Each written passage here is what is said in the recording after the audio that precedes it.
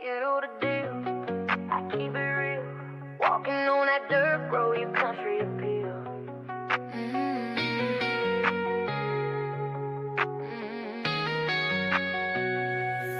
Sparkles on a summer dress, pure heart, no time for stress. Snap back on Bible in tow, treat people kind no matter where I go. I say what I mean, I don't sweeten the blow. If truth burns deep, it's time for you to go. If bless your heart cuts like a blade, you better look at yourself and the mess you made. Hey. Mama and daddy sure raised me right. I know better than to yell and fight. If you don't like my tongue,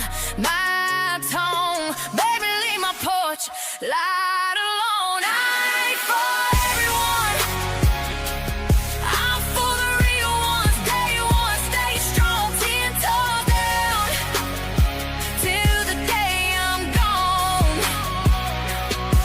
You know the deal, I keep it real, I stand alone. Not shy, but wild, little undone.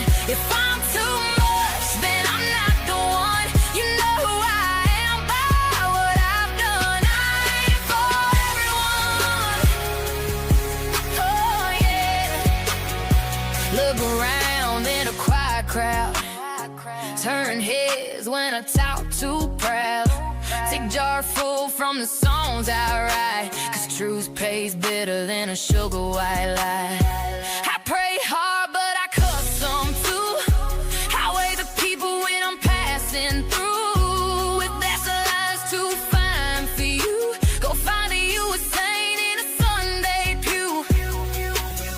I got roots in this red clay, halo tilted in a pretty way. If you want fame, I ain't that one. Honey, I'm the rising sun. I ain't for everyone, I'm for the real ones. Pay one, stay strong, 10 toes down, till the day I'm gone. You know the deal, I keep it real, I stay alone. Not shy, but wild, little undone. If I'm too much, then I'm not the one. You know who I am by what I've done. I ain't for everyone, yeah.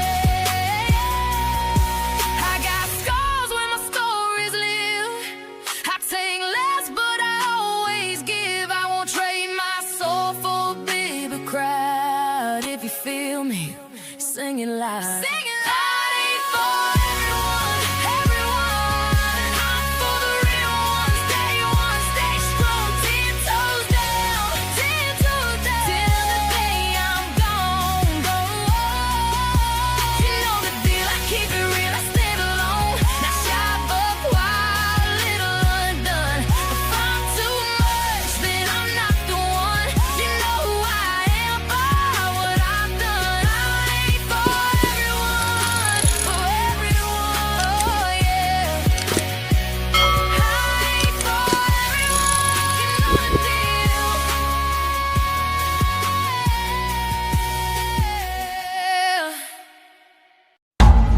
Warning.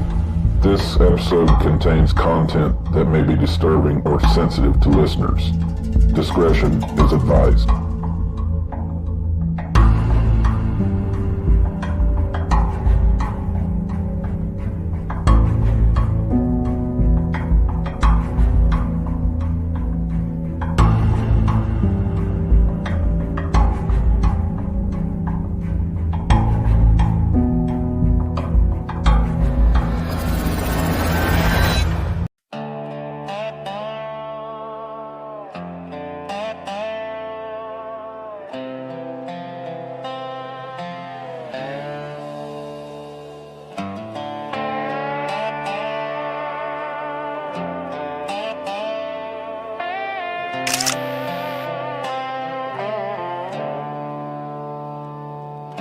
Headlights on that two-lane blacktop, dust kicking up in the mirror behind. You were just trying to make it home, man. He was tailgating hate and pride. 9 miles of curses and high beams, Heart racing faster with every sign. Pulled off thinking this will cool it. He pulled up saying now it's my time. 9 miles down Highway 9. One man followed, one man died. One man telling tall tales on the line while a mama breaks down inside. He took a life, he must pay the price. You can't hide the truth in blue lights. 9 miles down Highway 9. One man dead, one man alive. Gun smoke hanging by the gravel. Shell still warm where the body lay. He was already calling his buddies, spinning that story to keep him safe. Yeah, I feared for my life, y'all heard me. He came at me, had that crazy look. But fear don't chase folks for counties. That ain't how self-defense reads in the book. No. 9 miles down Highway 9. One man followed, one man died. One man telling tall tales on the line. He took a life, he must pay the price. You can't hide the truth in blue lights. 9 miles down Highway 9. One man dead, one man alive. In the courtroom, air feels heavy. Pictures framed in a shaking hand. Judge looking down past the Bible. Jury weighing out a wicked plan. You can pray on every Sunday. You can shake the sheriff's hand, but when you hunt a man and gun him down, that blood still soaks your land. Yeah. 9 miles down Highway 9. One man followed, one man died. One man telling tall tales on the line while a mama breaks down inside. He took a life, he must pay the price. You can't hide the truth in blue lies. 9 miles down Highway 9.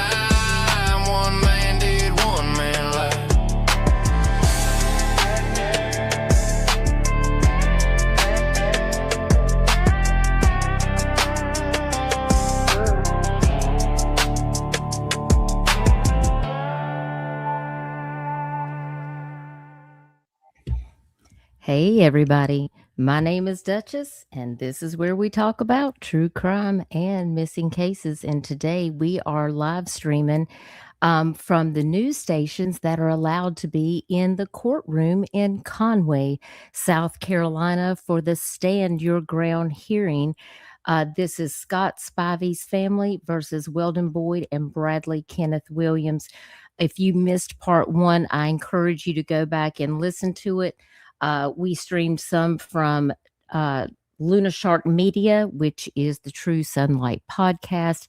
And then we also featured WPDE. You can find the links to their channels in the description of this video. So we want to make sure we give credit to them.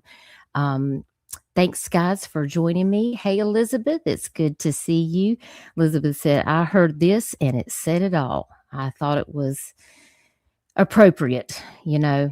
I know Jennifer, his sister, personally, and she knows that we are all here rooting for her family, praying for her family, and just hoping that justice will be served, and praying that the judge and the people that are listening to all of this information hear the truth and the facts about what really happened that day. Ava, it's so good to see you.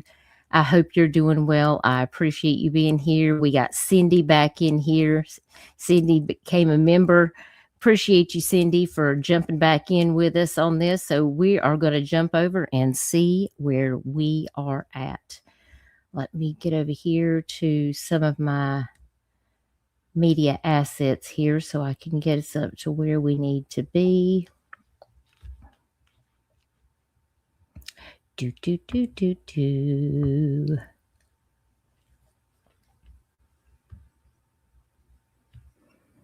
All right, I'm going to share my screen and we're going to pop over and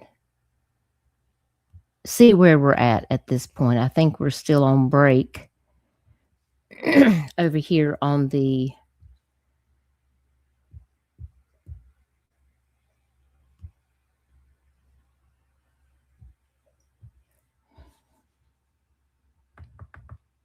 hang on, I'm frozen up. freezing. Hang on.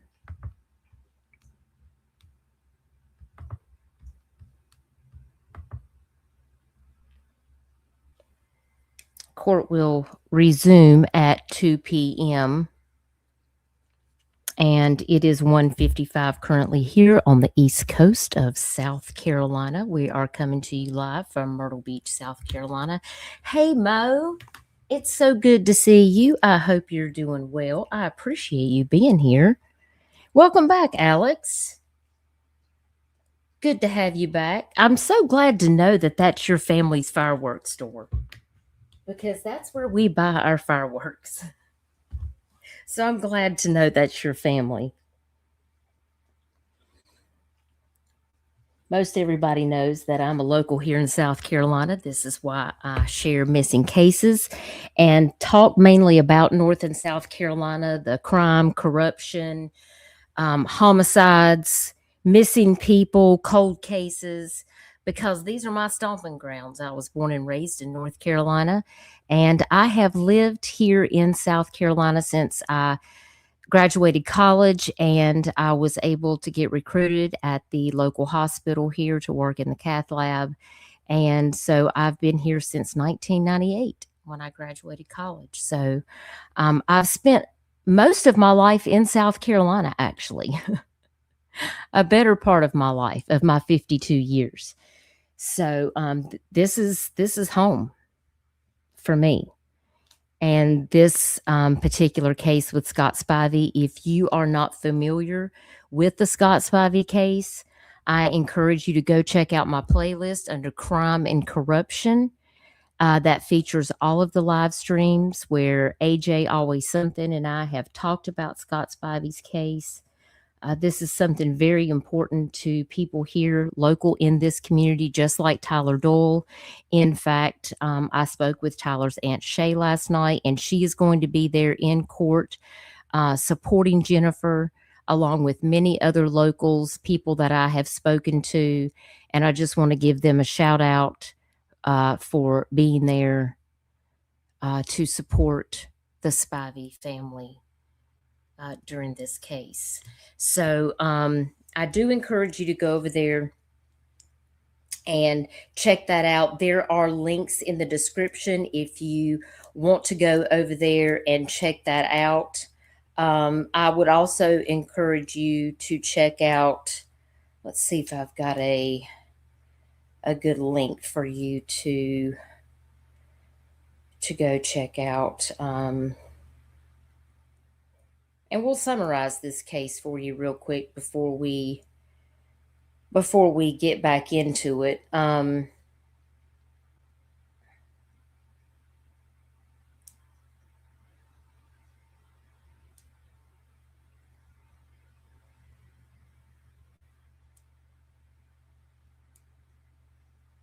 want to make sure I give you like the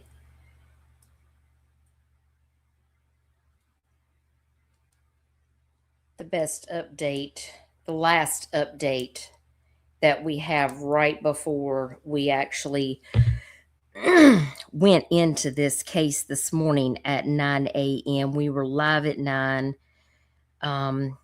And this stand your ground hearing, this hearing decides if the stand your ground law will apply in the Scott Spivey case. And so let me walk you through a little bit about this case.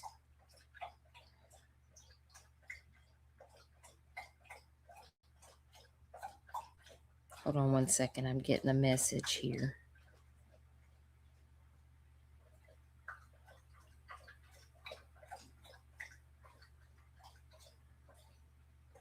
And if y'all hear that slurping,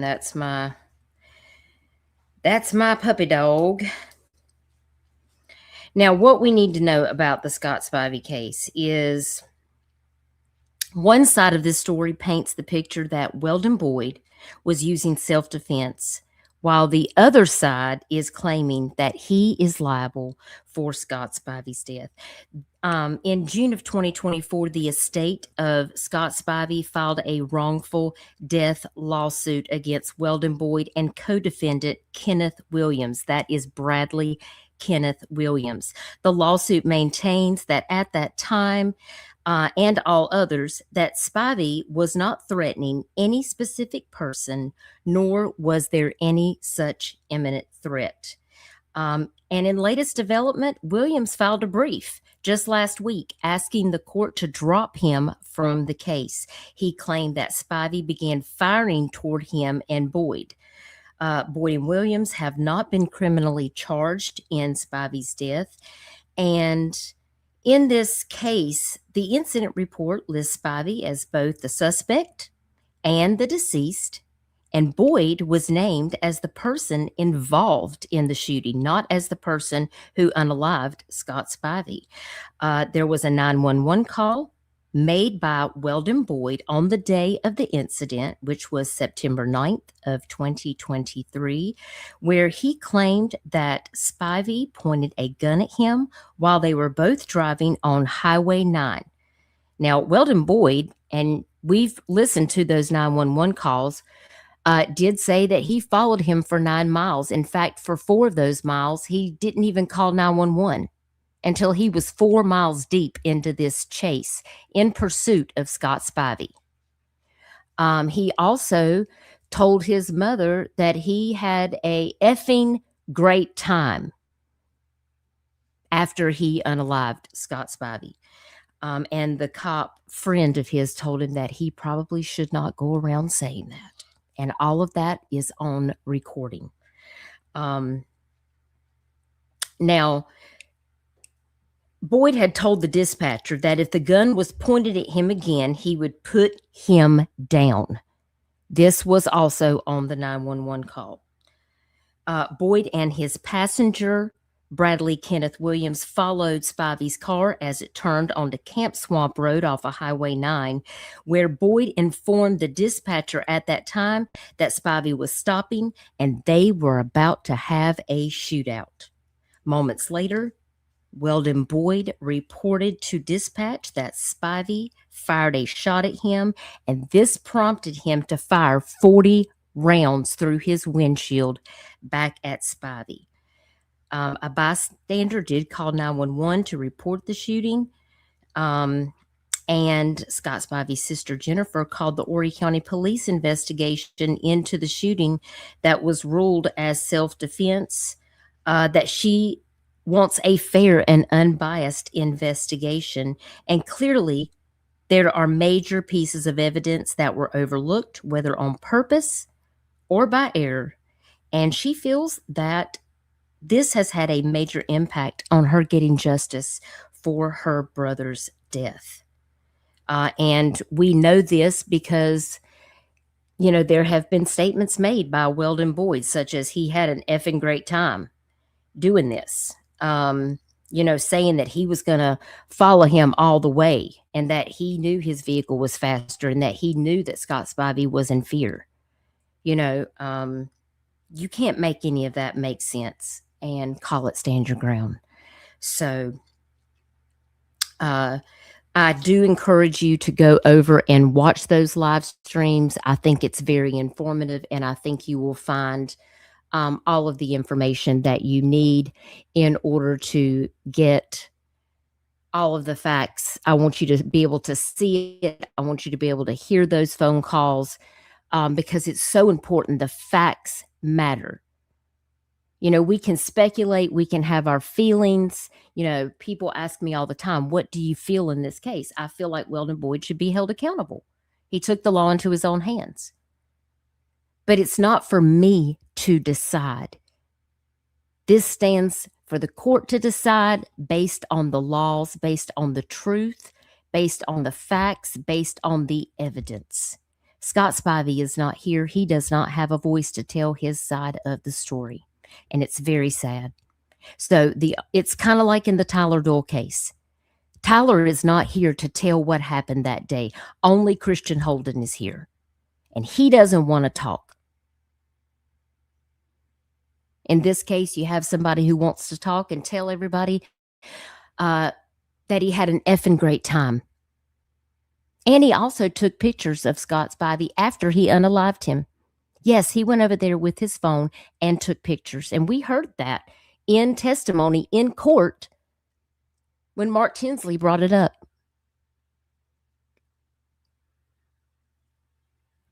I live here. I'm a tax-paying citizen. I want to see justice served. I don't believe letting Weldon Boyd off is going to provide any type of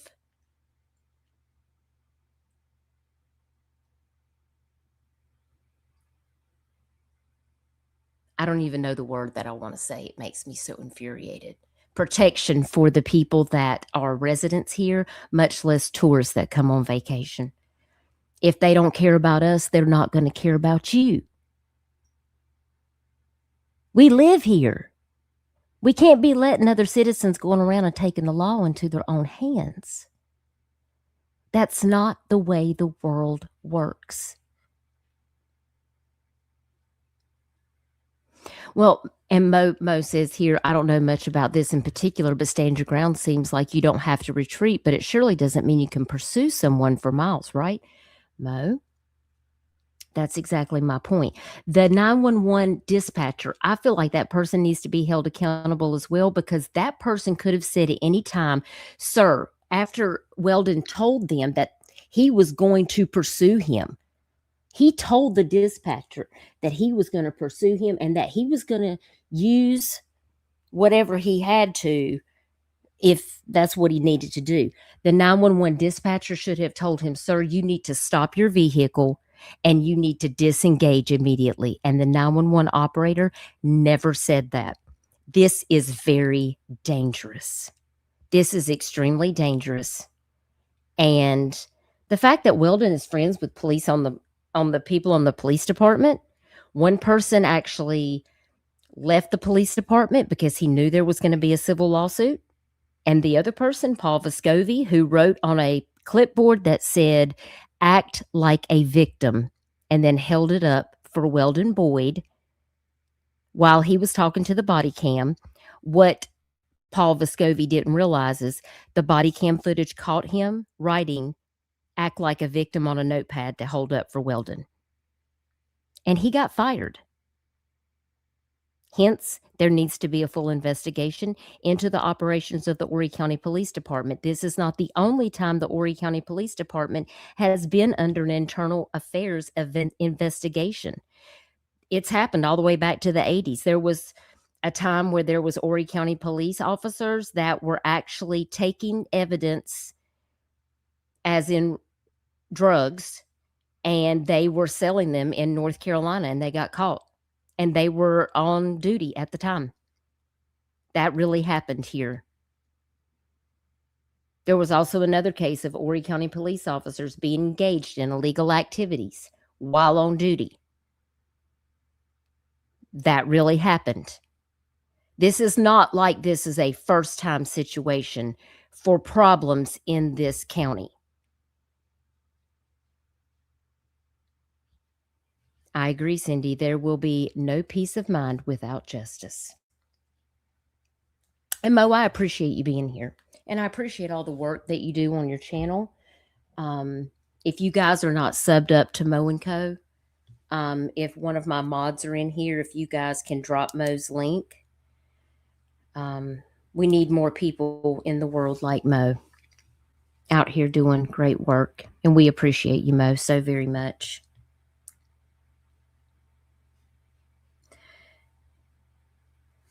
Let me pop over here and check this other stream on WPDE and see what we got going on.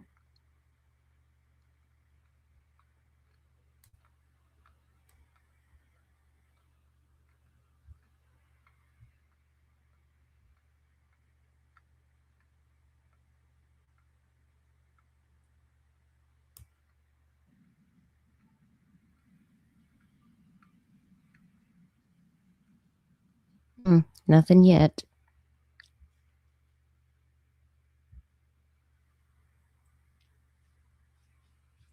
We're still waiting, still waiting. I appreciate your patience as we wait for court to resume.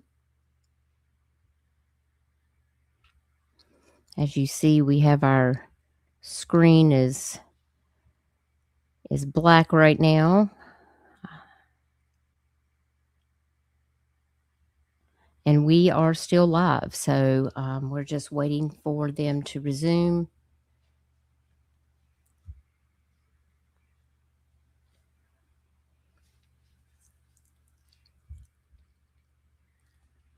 So I'll keep you guys posted on that. But that's a little quick summary about the Scott Spivey case. Again, there is a playlist, and I'm going to go over here, and while we're waiting, I'm going to go copy that link if you guys are interested.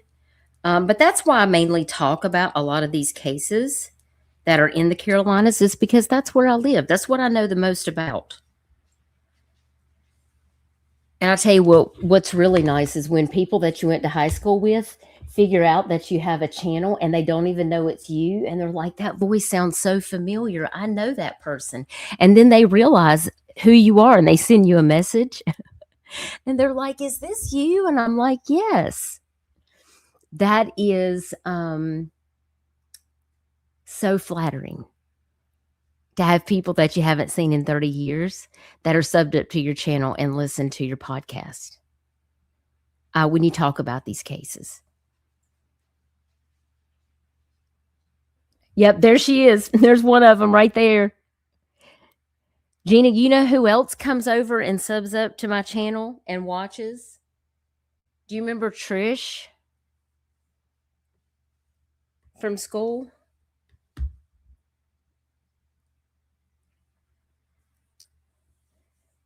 She found me. She was like, hold on, you have a YouTube channel?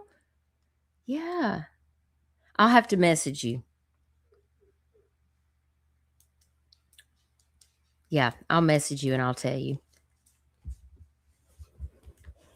So funny. I think I gave you my phone number. You'll have to text me. I'll have to tell you who it is. I was really surprised that I have a lot of people that come over and listen to me. Hey, puppy, what is it, baby? What is it? Where's your gator? Look, here's your squeaky. Sorry for anybody that has puppies. Go get your squeaky. Hey, Shauna. We're just waiting for court to resume. Let's see where we are. We're still on break. It's 2:13. I don't know what's going on. I'm going to have to figure out what in the heck is taking so long.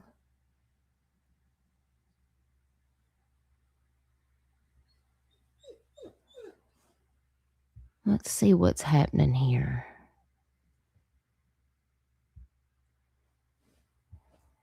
Checking it out, y'all.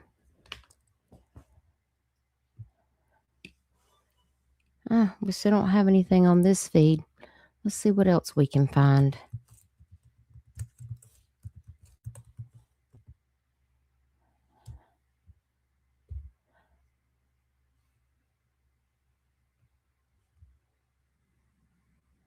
It's blank. That is so strange. I wonder what's going on.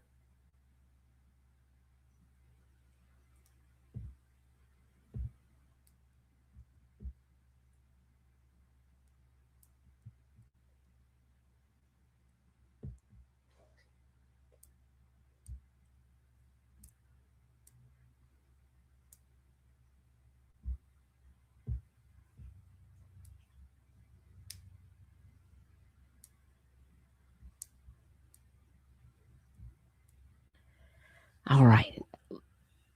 Well, that one is blank. The new start time is now 2:30 or thereabouts, according to Luna Shark Media. That is the update that I just saw. So I just want to tell you guys that. I'm going to share my screen so you guys can see it for yourself.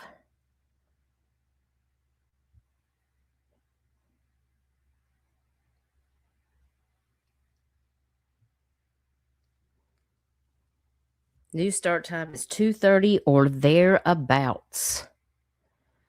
So that's what we're working with right now, guys. Appreciate y'all hanging with me.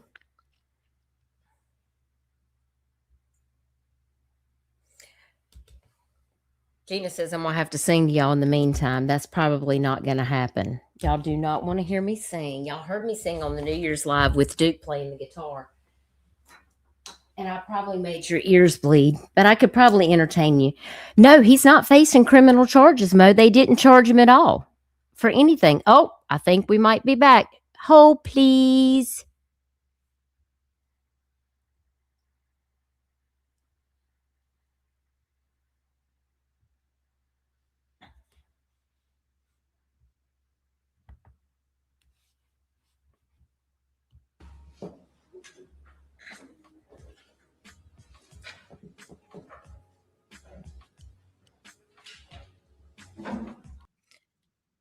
I'm going to go to this one. Hold on, I'm going to change it over here. I need to share my entire screen so I can flip back and forth if I need to.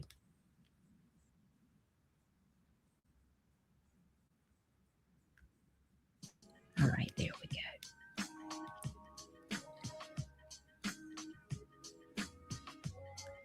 All right, so we're still waiting. Everybody's still getting set up.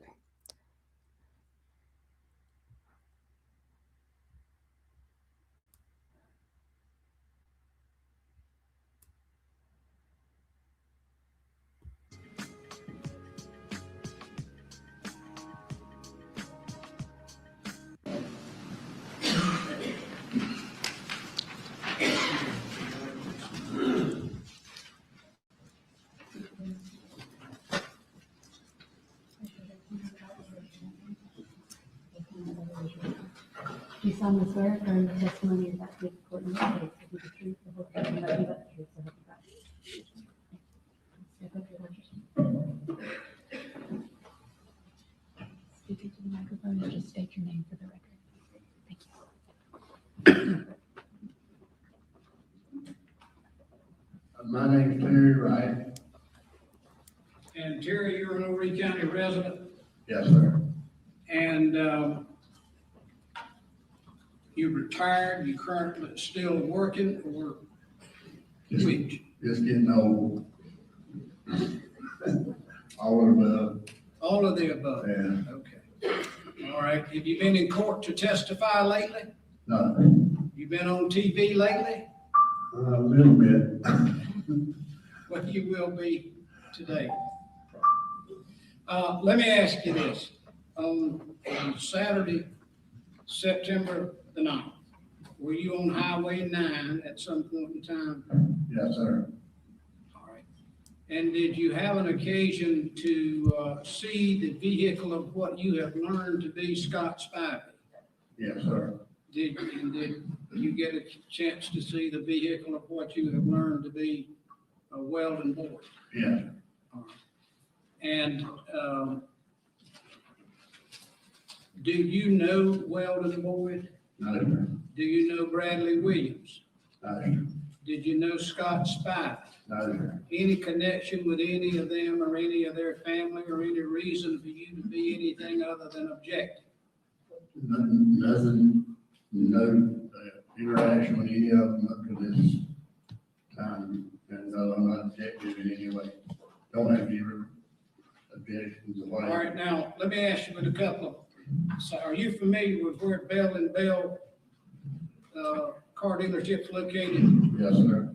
And are you familiar with the Stevens Crossroads, where 57 and number 9 Yes, sir. intersect? Are you familiar with where Colonial Charters is? Yes. Are you familiar with where the Living Water Baptist Church is? Yes. And are you familiar with where the Waccamaw River is? Yes. All right. Now, what was the first indication you had of something going on with regards to the driving and the traffic on Highway 9 that day? We, around the Bell Pontiac area, the, Weldon, came out in front of, we came out behind him. He came out in front of us, we came out behind him. We didn't know who it was, but I mean, I came up behind that truck.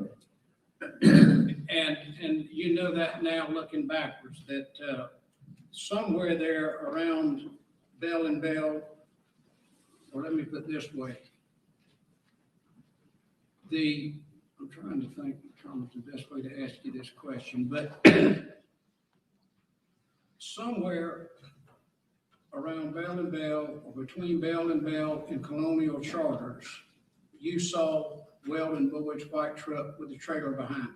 Right, And it was in front of you, right, we were right behind him. and you were right behind him at that point in time. Yeah. Did you see the black truck, which has been attributed to Scott Spivey at that time? No, Okay, all right. Now, did you follow Weldon's white vehicle for a distance? yeah, we were in the left lane and traffic was moving normal. Nobody much was passing anybody, kind of normal moving, and we were always behind Weldon's white truck and trailer. All right. Now I'm gonna try to do some pointing here on this map. Let me ask you to look up here and see if you can see, you see the Bell and Bell signature there? Yeah. All right, and you see what is the crossroads here that is number 9 and Stevens Crossroads? Yeah. All right, and you see Charter Drive. Yeah. All right. All right, and matter of fact, you got a daughter that lives down Right, did. in that area, right? Did that time. So what your testimony would be, and I'm not trying to lead you, Right. you tell it like it is, okay?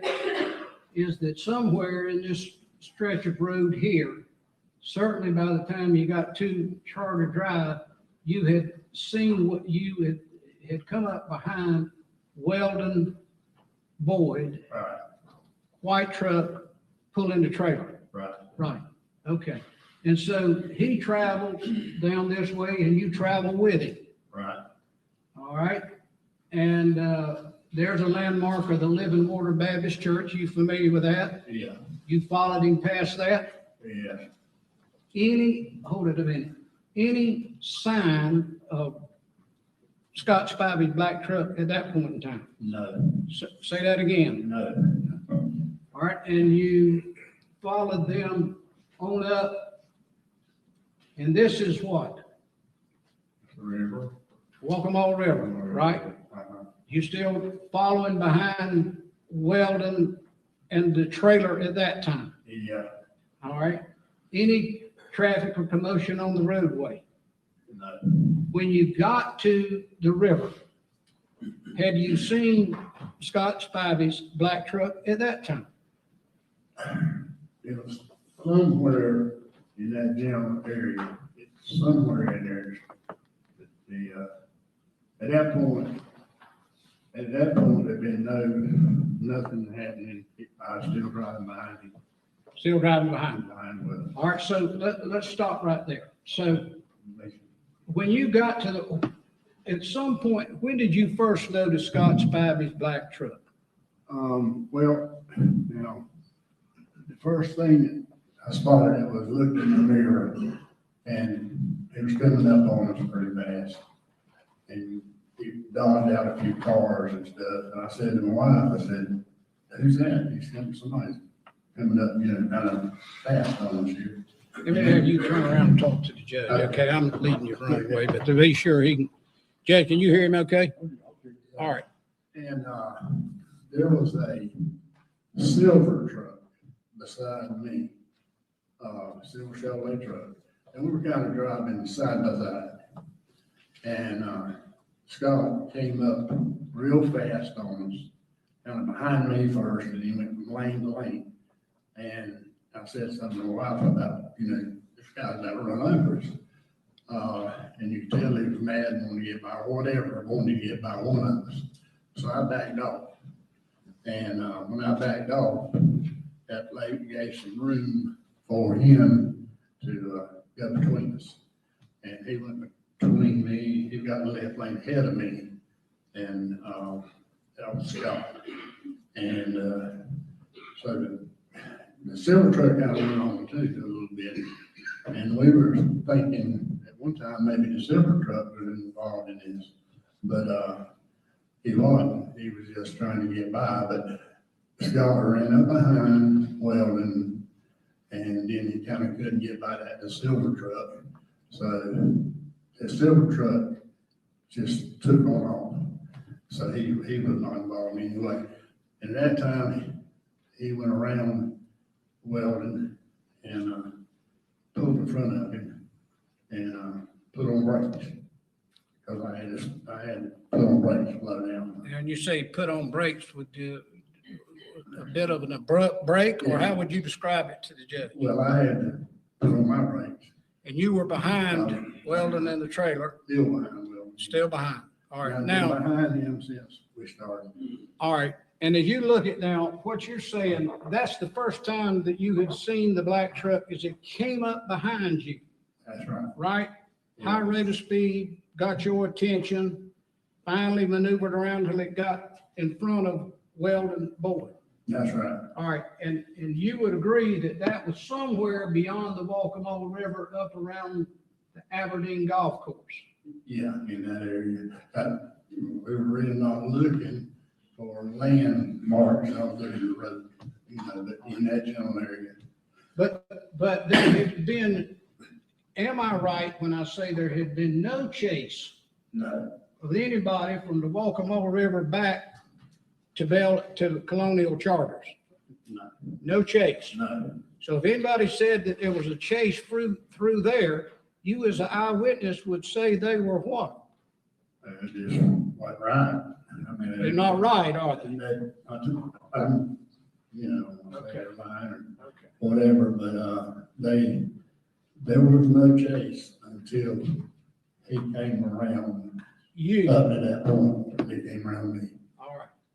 And then if you would tell the judge what happened and what you saw from there. Well, after he got around me, then's when everything started. He went around, well, and he pretty immediately did a brake check on him. And, cause I had to slow down too. And then you got noticing what was going on. And then he moved out. He moved over and Weldon tried to go on. It was kind of a back and forth at that point. You could tell there was something going on between the two of them. And so that's the way it went for the little piece. But at that point, we had went before that happened.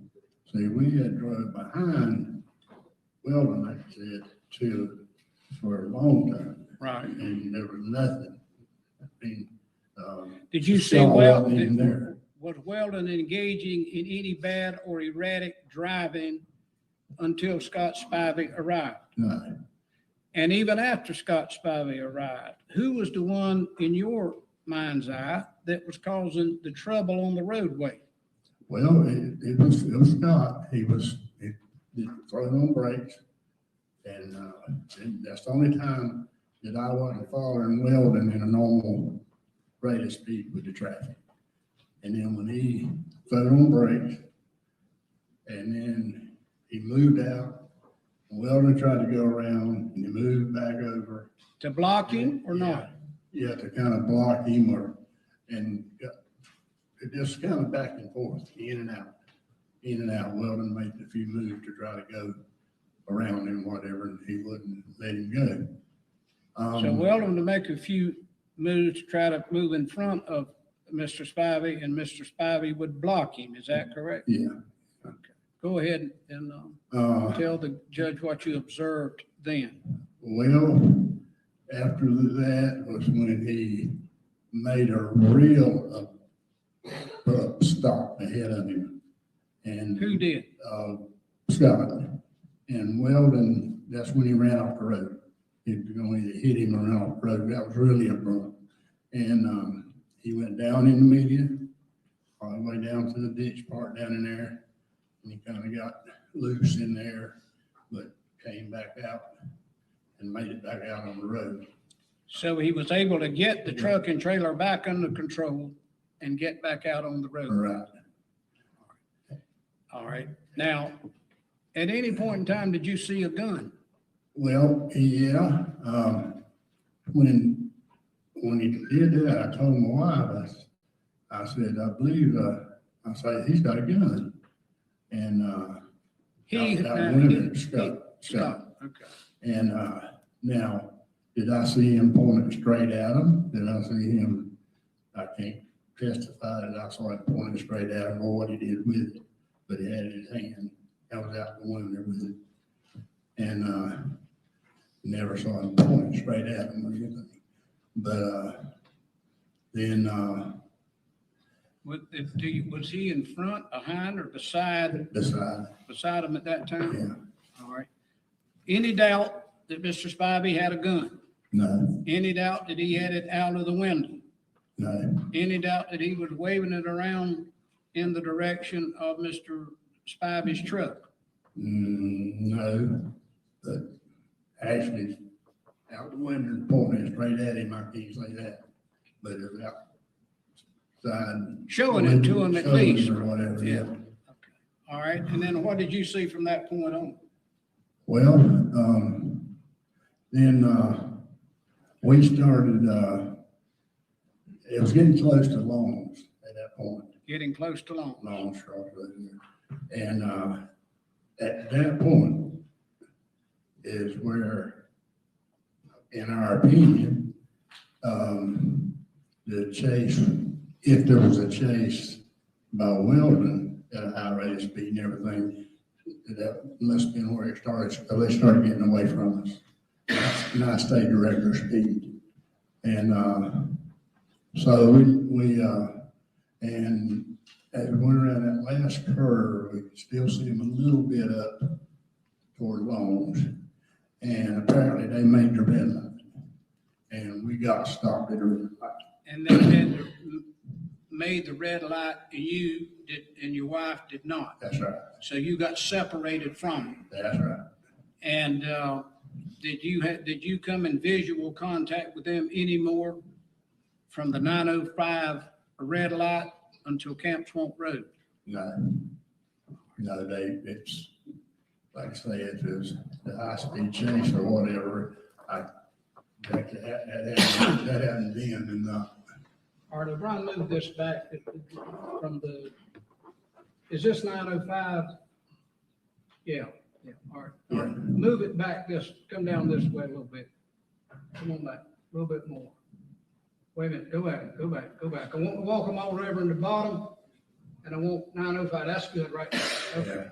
All right, so the trouble that you're describing would have taken place between where you said would be in this, across the river in the Aberdeen area and up to about this area, just before you get to 905 or to 905. How would you describe it? What was going on, we were right behind him a little bit further down here, and that's where we started to lose them in there. We could tell there's some more speed in there somewhere. All right, now let me be sure that you got your bearings straight. You talked about a hard brake check where Weldon ran off the road. Yeah. Which would be somewhere between where they got in contact with one another. Right. And between 905, Yeah. right? Right. All right. And do you know where the Food Line grocery store is? Yeah. All right. This is the Food Line grocery store on the map. Right. Did that look right to you? Oh, yeah. All right.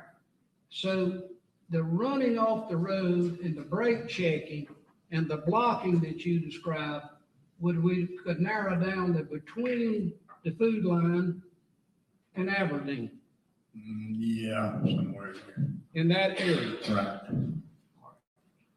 It certainly wasn't back here around Colonial Charters or before you get to the river or any of the Living Water Baptist Church. No, because we followed her in a right good amount of time before anything happened. Before anything happened.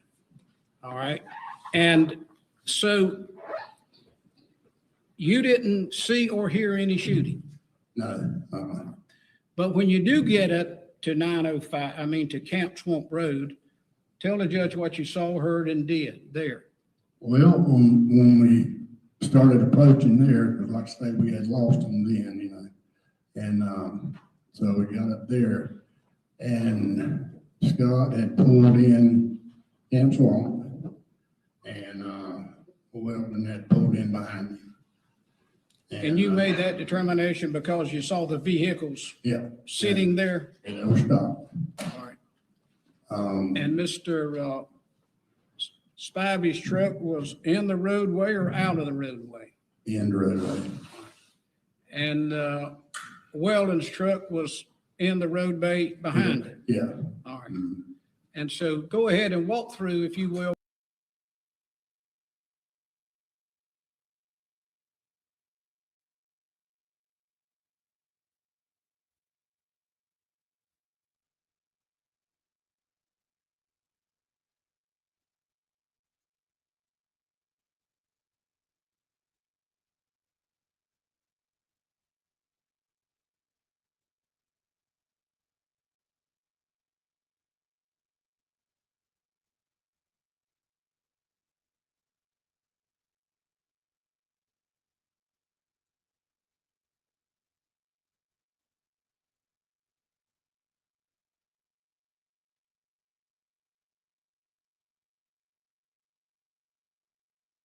Yeah. Did you talk to the police? Yeah.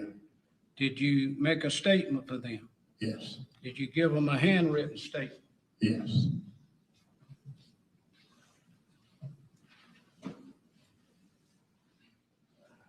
And when we got there, shooting must have just stopped or whatever. Say that again now. When we got there, the shooting, and we must have been right in the area of it because Weldon and the other guy was still in the truck. They were still in the truck when you got there? Yeah. And to your knowledge, hadn't gotten out of the truck at that time? And Scott's door was open. And Scott's door was open, but Yeah. did you see Scott at all? Cena, thank you for being a member for 25 months. I appreciate you supporting the Dutch Bus. It's so good to see you. I hope you're having a wonderful day. I had to stop and say hello. Look at your precious puppies. Thank you so much. I appreciate you. All right, we'll take it back just a minute. So we got up there, and Okay. actually out the window and pointing straight at him. I can't say that, but it was outside. Showing it to him at least. Or whatever, yeah. Okay. All right, and then what did you see from that point on? Well, then we started, it was getting close to Long's at that point. Getting close to Long. Long's crossroad there. And at that point is where, in our opinion, the chase, if there was a chase by Weldon at a high rate of speed and everything, that must have been where it started, so they started getting away from us. And I stayed at regular speed. And so we and as we went around that last curve, we could still see them a little bit up toward Long's. And apparently they made their bed. Hang on, it's jumping back and forth. This is the one I need to be playing, and I don't know why it's not playing. They got out as we stopped. Weldon and the other guy got out as we stopped. They got out of the truck. And they stopped and got out. Okay. And I'll take that one off there. you waited then until the police got there, which was, Jumping any back. idea how long it took the first policeman to arrive? Seemed like it took a pretty good little bit of time. It wasn't real quick. And when you say shortly after Bell and Bell, in reality, as you look back on it, that black truck driving up fast behind you was past the Walkamaw River, not back at Bell and Bell. I know. Say it now so the judge hear you. No, it was, I mean, can he ask a question and not just testify? He's trying. Rephrase your question. I have trouble asking the right questions sometimes. But my point to you is, which is accurate? Did he ran up behind you at Bell and Bell, or did he ran up behind you past the river near Aberdeen? Yeah, past the river. Past the river near We Aberdeen? followed him. We come out behind him at the Bell and Bell area. At the And intersection at Bell and Bell? Right. And we followed him. for several- Him who now? Well, Weldon, in the white truck, right, for several miles. for several miles. Nothing was going on. We were Nothing was driving. going on. So when you say shortly after Bell and Bell, shortly in your mind at that time meant up by the Waccamaw River or past it, correct? Yeah. You didn't lie to anybody, did you? Oh, no. Were you lying today? No, no. Were you lying when you wrote this statement? No. Trying to tell it as best you could? All right. All right, and so let me read through this with you, or finish if you want to say something. We, this statement right here, we did a taped statement. We waited for they said you gotta wait for the detectives to get here. And we did a statement in the car, and we'd already been there probably an hour or more. And we had to get one in each car, give a statement, exactly what we saw, and we did that. And then when we got out of that, we thought we were through, and then in just a little bit, they walked up with this statement. Said, now can you write a statement? And, it kind of upset us that we had to write a statement now. All right, okay, so if I'm getting it correct, is it correct that you were there when the police officers came, you talked to them, you gave them a video statement in one of them's car, Mhm. and then you wrote a statement, Mhm. and then later on you gave a deposition? Right. Okay. But the first statement, well, not the first statement, this is the second statement was right. What you wrote, so we're gonna go to the video in just a minute. But first of all, Okay. let's talk about this one.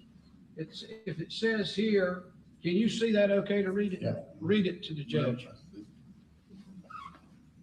We're starting at the, shortly after Bell and Bell.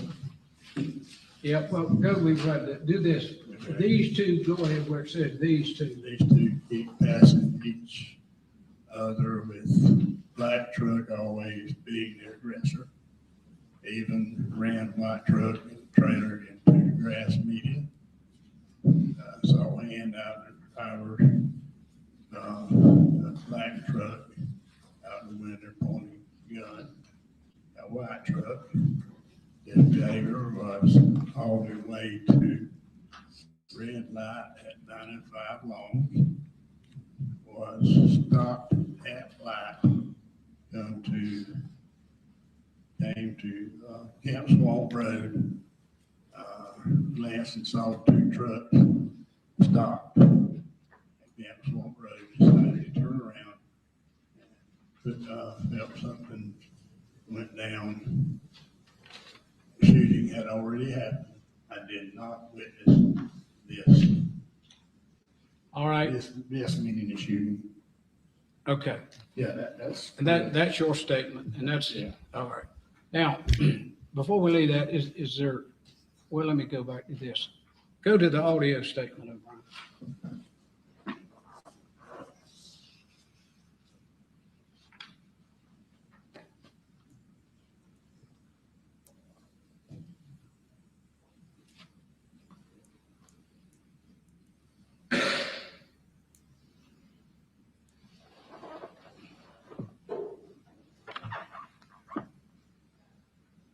Judge, we offer to enter into evidence and to play the video that Mr. Service here, Mr. Wright made to one of the police officers. Which police officer? Detective McQueen, Your Honor, and the voluntary statement that you just saw is Defendant's Exhibit 28. Where's the verbal? And Verbal recordings, what is it? this recording, Your Honor, is Defendant's Exhibit 11A.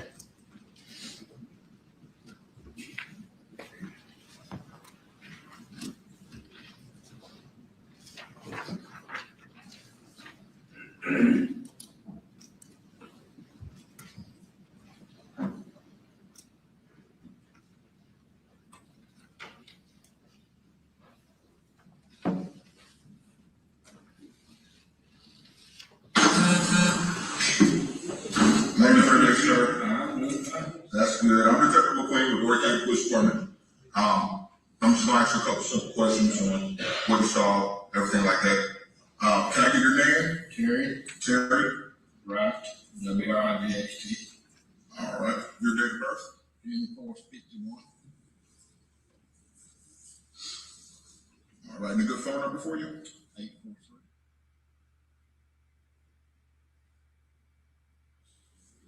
All right. Can you tell me where you were headed to this afternoon?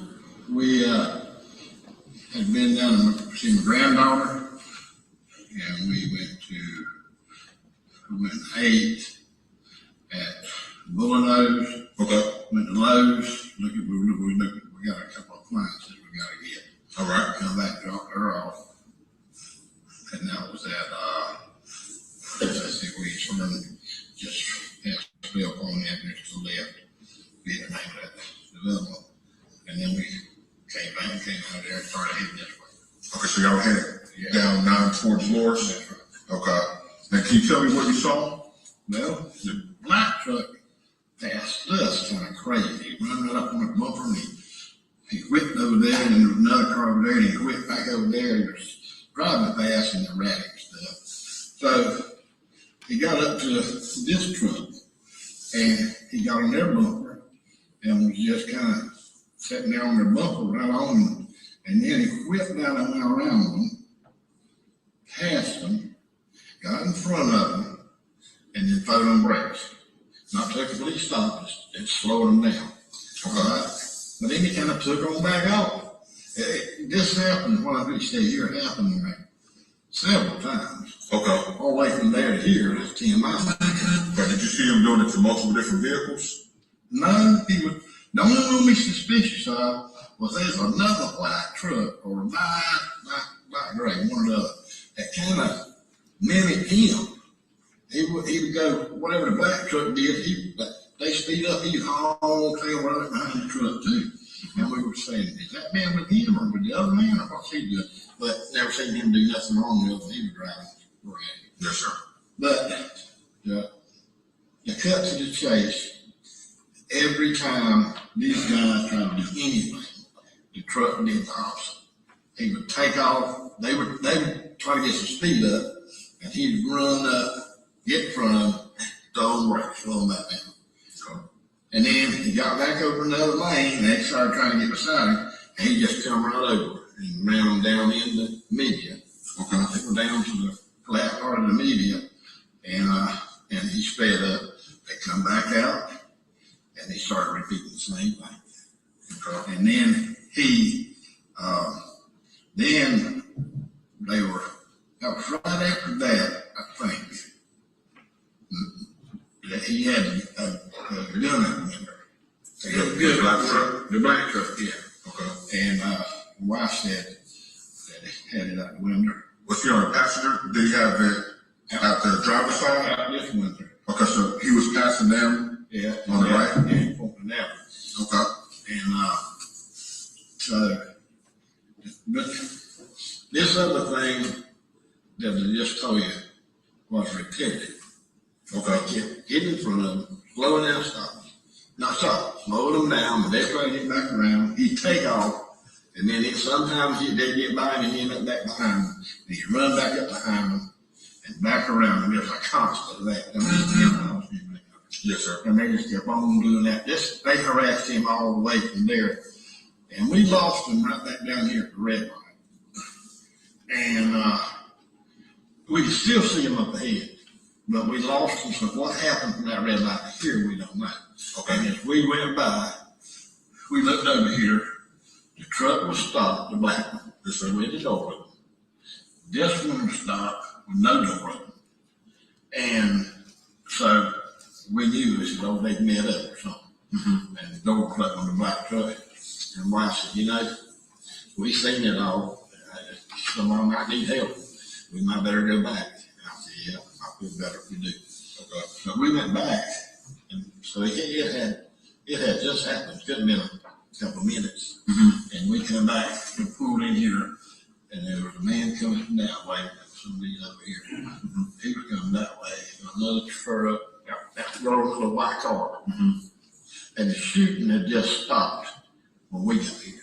Okay, so y'all didn't really hear anything? We didn't hear a shot or see a shot here.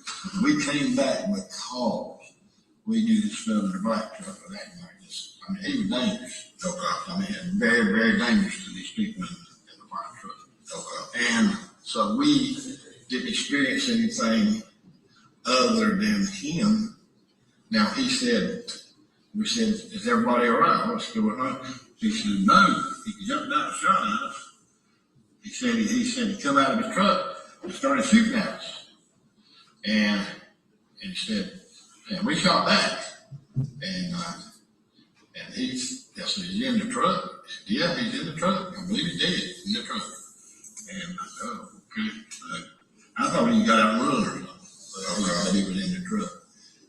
Okay. The only question we tried to be fair. The boy in the black truck was, as I know the law, he could have shot him back out there. But he pulled the gun at him and ran off the road and everything, threatening his life, I guess you'd say. Yes, sir. I guess that kind of, I don't know the law exactly. But the only question we had was, when the black truck turned off here, why did the white truck, that boy in the white truck said he pulled off to check his load? Well, why would he want to keep on following that truck? If he was going to check his load, he would go to Lord, just leave it alone and go on Lord. That was the only thing that got a little bit, that was the only question in our mind. But this guy was not doing anything. We didn't see this guy in the white truck do or instigate anything. He was up the truck, always after him, always. Okay. And then back, let's say where it started at. We don't know what happened all the way back there to get it started. But we know during the main thing that was going on, the black truck. About where were y'all, excuse me, sir, sorry. About where were y'all at when y'all noticed the truck, how erratic he was driving? But he came around with us. Okay. And he went down on it. He was just, and then he quit. There was another car there, and he quit back over here like he was hunting that truck. And then that's when he ran right on the truck. Did you know about where he passed you all at? It was way back, but this went on and on and on. So we, not far out, they said it came out of a Tractor Supply. So we, I can tell you just about where it was. It was about Bell Pontiac, but that's Tractor Supply. Yeah, Bell and Bell right here. Yeah. So it was we passed Bell and Bell, and right past Bell and Bell, because we turned out the thing there, I ran off, and went there, got that light, went on at Bell and Bell. Okay. And I think the Tractor Supply right there. I think it is up there on the left. And as we got up to our speed, that's when this truck, the black truck, flying around. So it went on for a long time, because it didn't stop from there till we lost them at this red light back here at Marble. Okay. We had to stop that red light there. Did y'all ever have to pass this car here? The white truck? Was they behind you? No, we never hit them. No, they were ahead of y'all. No, we stayed back because yeah, I mean it was, and then ran him in the ditch, all the way down to the ditch, and then we seen him out the window. We stayed back far enough as we didn't want to definitely get involved or get accidentally hit. Right. And then we got to here, and they had got out ahead of us, the red light guys, and we glanced over here and saw them here with the door slit open. And so we knew something. My wife said, we saw every bit of that, and we might better I don't know how many people did, but there were some more. And we might have to, yeah, let's get that. You know, somebody can not be in trouble. And we followed our horse. And that's when we come back, pulled up in here, and the white car, the blonde girl, the people up the road over here was here, and a couple of more trucks. And there's about 5 here that kind of pulled in and saw it. Okay. And there's about 5, like yes. And we saw doors open. I thought they got out and moved, but chasing in the woods, because we didn't see them moving. Right. You know, we seen them moving in the white truck, and we seen the door open on the black truck. So we figured maybe boys in the white truck. He jumped out the black truck, they were chasing him out there. I told him, wow, we better stay back, you know, I don't know what's going on here. And then the boy got out the white truck, and he told us what happened. He said he got out, caught his gun, and started shooting. We started shooting back. Okay. So, do you think you can write me a written statement on basically what you saw coming up now? Yeah. Okay. I'm gonna give you a statement form. Okay. And I'll let you borrow a pen if you need it. If you need more space on here,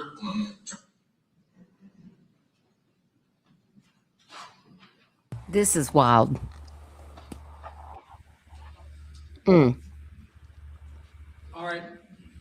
How y'all feeling in the Now, comments? Let me hand know. you what is marked, Mr. Wright, as a defendant's exhibit 11, and say that this is a transcript of your, it's marked for identification, not into the record, but a copy of your transcript there, and ask you if you would read, okay. I can read. All right, don't do any reading, okay. It's easier to receive, not read. And I'm questioning you about, again, where you first came into contact with the black truck. Okay. I don't know where we are. In the transcript? Yes, I don't know what state, I don't know what he's talking about, that's all. Well, if you want, Mark, I'm on page, What is it? you're not talking about transcript, you're talking about what we're all for. He's talking about transcript you got in your hand. Transcript you read. What page you on? 4. What is it? Page 4 is a transcript of this Oh, video I just played. Okay. On page 4. Am I Over clear? around lines 6 through 12. Just so I'm clear. Oral statement recorded, written statement, he read. This is a This transcript of that verbal video statement. you Any just- other deposition? And there's a deposition. Okay. They haven't been played. That's why it's a little unclear to some of us that don't know. I got you. Okay. And so Oh, my Lord. in the video that we just watched there, you mentioned in there about all the way from here to there, that's 10 miles. You got me? Yeah, that's, Now, let me ask you this. That's from Bell and Bell to Camp Swamp Road. Is that correct? that's the way I told it here is correct. The way you Yeah. told it here is correct. That we followed him for a good bit of time without anything happening. I was stating on there where we encountered him first. Encountered him Well, being Weldon well, Boyd. That's where we That's not first, where you first No. encountered Scott Spivey. no, that's where we encountered Weldon Boyd first. Not that all the chase started there. That one where Scott came up. I knew, when I was listening to that, I could see how it got construed the way I was saying it. Well, But that's not what it. that ain't what What happened. I'm saying now is what happened. You don't actually, as this is going on, it's hard to have a pad of paper writing all everything down. It gets in your head. So the way I said that in there was like the chase started there, but it didn't start there. That's not the way it. All right, so Our following of Weldon started there. And it was normal, we came in behind, and it was normal. But as far as a following, a chase, a pursuing, or whatever it is, there was no 9 or 10 mile No. chase, was there? No. There was actually no interaction between those vehicles till about 4 miles after you crossed the Waccamaw River, was there? You know, we weren't looking at every single landmark, because we was right behind it. We were watching what was going on. And, but the statement of started here was the starting of us being anywhere in this thing, and was behind Well. And that's where it started. The starting of the rage and stuff didn't start there. We followed them several miles without anything happening. Several miles without any interaction between the two vehicles. Yeah, because there's nothing going on. And the other vehicle wasn't there yet. Scott wasn't there yet. We just followed along, just like normal traffic. And then it started when he got there. But to tell you it was in front of which church or which whatever, I couldn't, because once it started, I was paying attention to what was going on. We was the first car behind him. And we never moved after when we got him behind him, we were in the left lane the whole time, following him until everything started. And when you say several miles, would you think that means how much? 3 or 4 or 2 or 5 or what? At least, you know, at least 2 or 3 or 4, somewhere along in there, you know. It was just, there was a good stretch to everything was normal, nothing. All right. Now, you got stopped at the light at 9:05. All right, All right. And you sat there through the entirety of the light. that's right. Didn't run the red light. No. All right. And then when you left the red light, did you drive at a high, regular, slow rate of speed? How would you describe that? No, regular. Normal? We weren't gonna try to catch them. You weren't trying to catch anybody No. that time. You didn't call 911 either, No. did you? Okay. But you were still able to get to Camp Swamp Road before Weldon and or Bradley got out of their truck. Yeah, Just after the shooting had ended, you think? yeah, it seemed like it just ended, because everybody was kind of looking, and then the doors came up, so I figured they, you know, I didn't think there was anybody in there really, you couldn't see them. And then I said something about, well, wonder where they're at, because the door on the Scott's truck was open. And I said, my wife, I wonder where they're at, and they might all got out and been in the woods fighting or something, I didn't know. And all of a sudden the doors open. As you were doing it, and as you look back at it today, do you think somebody should have tried to arrest Scott Spivey for his conduct on the highway? Well, I mean, whatever, he should have been stopped from he was the aggressor at the beginning of what happened. He was the aggressor. He was the aggressor. Right. And did you see anybody else on that highway that day point a gun besides Mr. Spivey? No. Did you see anybody else on that highway run anybody off the roadway except Mr. Spivey? No. Was his actions dangerous? Yes. Reckless? Yes. Scare you? Yes. Don't be a jury argument. Wait, how did he? Looks like a jury judge. They're doing fine over there. I got it after the Don't first. get carried away, huh? And you know, this is the second bench trial I've had in about the last month. Lawyers have a hard time letting it go habits.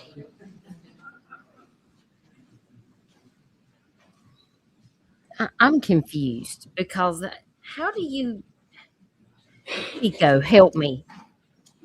Earth, That's all Michelle. questions about that. Anything? Somebody come get your What, Ms. pop Kennedy? off You said no? this stand, because right now. You want me to move it, let me know. Yeah. So Mm-mm. this is the second time we've met, correct? Yes. Your deposition, Your deposition. not my deposition, your deposition. I Yeah. have been- Oh, yeah. Yes, Yeah, Cindy. Yeah. I'm happy to take the oath, but I haven't been deposed. Yeah. Your deposition, Yeah. right? Y'all get your helmets on because Mark's fixing to take us to church Talking right to other here. lawyers though, right?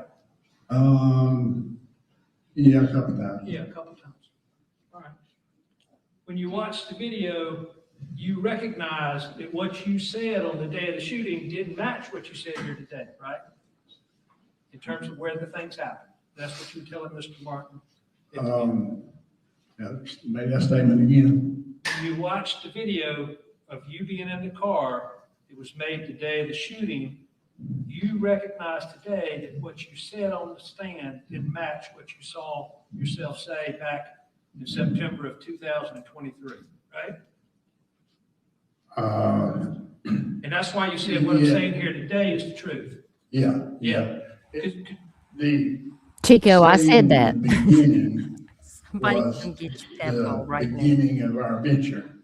Yes. And following Weldon for 4 or 5 miles with nothing happening is the absolute truth. I hear you. This, My granddaddy used to call it. somebody is lying on the stand right now. I'm on We're mute kind of persnickety. before I You take ever heard that myself to the term? moon. You get down into the details. Yeah. Okay? And the truth is that what you testified when you were under oath in your deposition is that this was going on, that most of it was happening in the Living Waters Baptist Church area, didn't it? He's probably right in the comments. Yes. Yeah. So this is your sworn testimony under oath that you gave, and then I'm gonna help you. This is the page number and then the line numbers, okay? So I'm gonna take you to page 58. Let me get my notes, because I'm persnickety. Now, no, I'm sorry, go to page 23. We're gonna go to 58 next.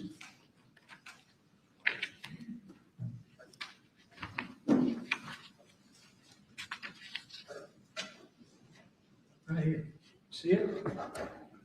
So the question was, where you lost sight of them, line 13, you see it?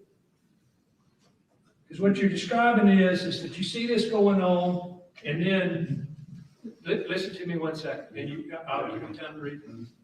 What you saw was, you saw Scott Spivey fly around and whip it in front of Mr. Boyd's vehicle, correct? Oh, yeah. He didn't stop beside Mr. Boyd's vehicle. He just went and got in front of it. He first ran up behind it and around it. I'm just talking about the going around it part. Yeah. He went straight around it.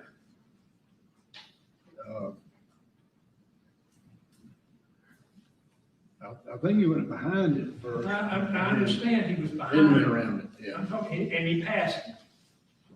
Yeah. Yeah. And when he passed him, you didn't see him point the gun out the truck window, because you saw that, right? Yeah. Yes. Correct? Yeah, not at him, but I mean. But you didn't see his arm stuck out the window pointing the gun at Bradley Williams' head either, did you? You didn't see that. And that moment when he went around. Object. When he first Hang ran on, hang on. One question at a time. Let him answer the question. Y'all know the rules. when he first went around, Yes, nothing. right. Because it didn't happen there, did it? You saw him waving it out the window later, but right then it didn't happen. No. It did not, that's a bad question, don't want to say I'm getting persnickety again. That wasn't, it did not happen, correct? At that time. That's right, thank you. Now, on page 58,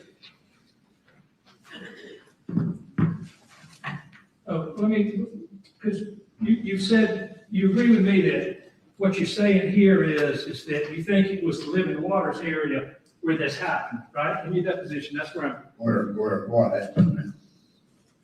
I asked you the question, you were asked the question under oath back, and this is the transcript of your deposition that was taken May 27, 2025. And so, do you recall where on the roadway, see up in line 4? Recall approximately where that was on the roadway. And then in line 13, that the question again, where you kind of lost sight of them, and you said, no, because they asked the question. That was mostly where it was going on in the living waters area, right? What page are you on? 23.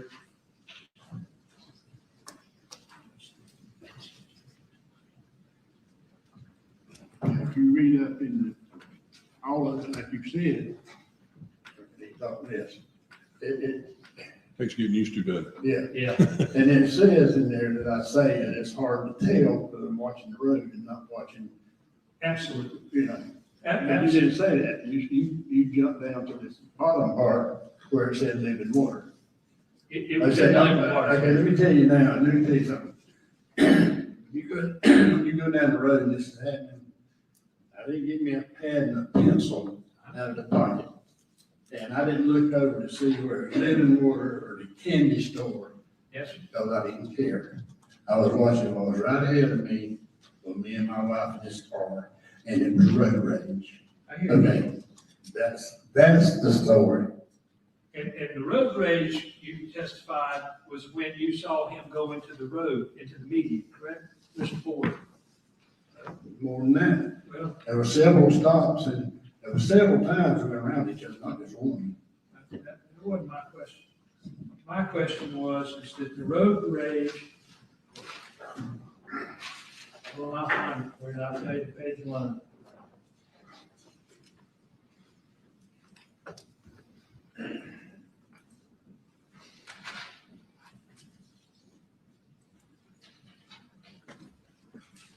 Go to page 22, Line 22, page 22. Line 9. You need to go back real far to see that that's you speaking, because you go on for several pages right there. You answer questions to Mr. Moss. But then you say on page 22, line 9, that was about the majority of what I call the road rage. And you can go back and see that that's what you're talking there is what you saw in road rage, as you described it, was going into the meeting.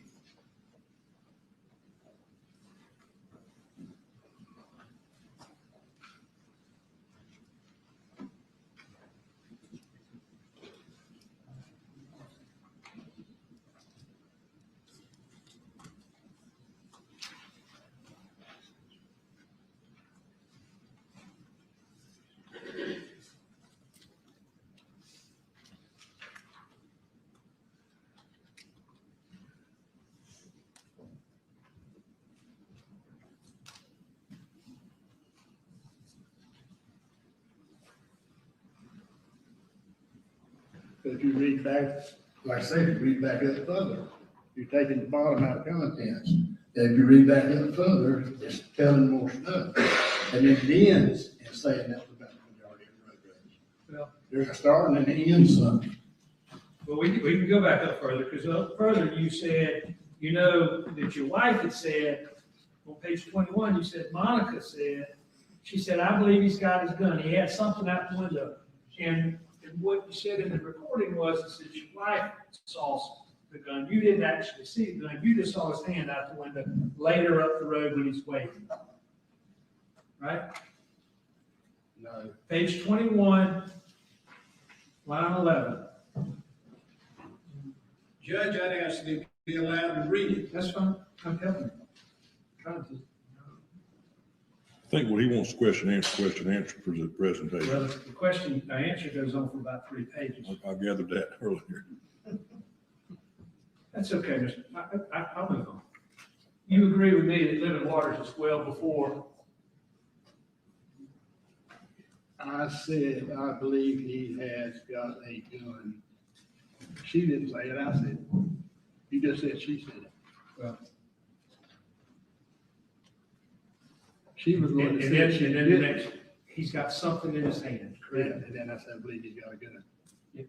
But you couldn't tell it was a gun. You didn't know it was a gun until you were at the scene. Mr. Boyd showed you the picture on his phone. No, I didn't see, he had a gun in his hand. He didn't, I didn't see him pointing at it, but I saw the gun in his hand.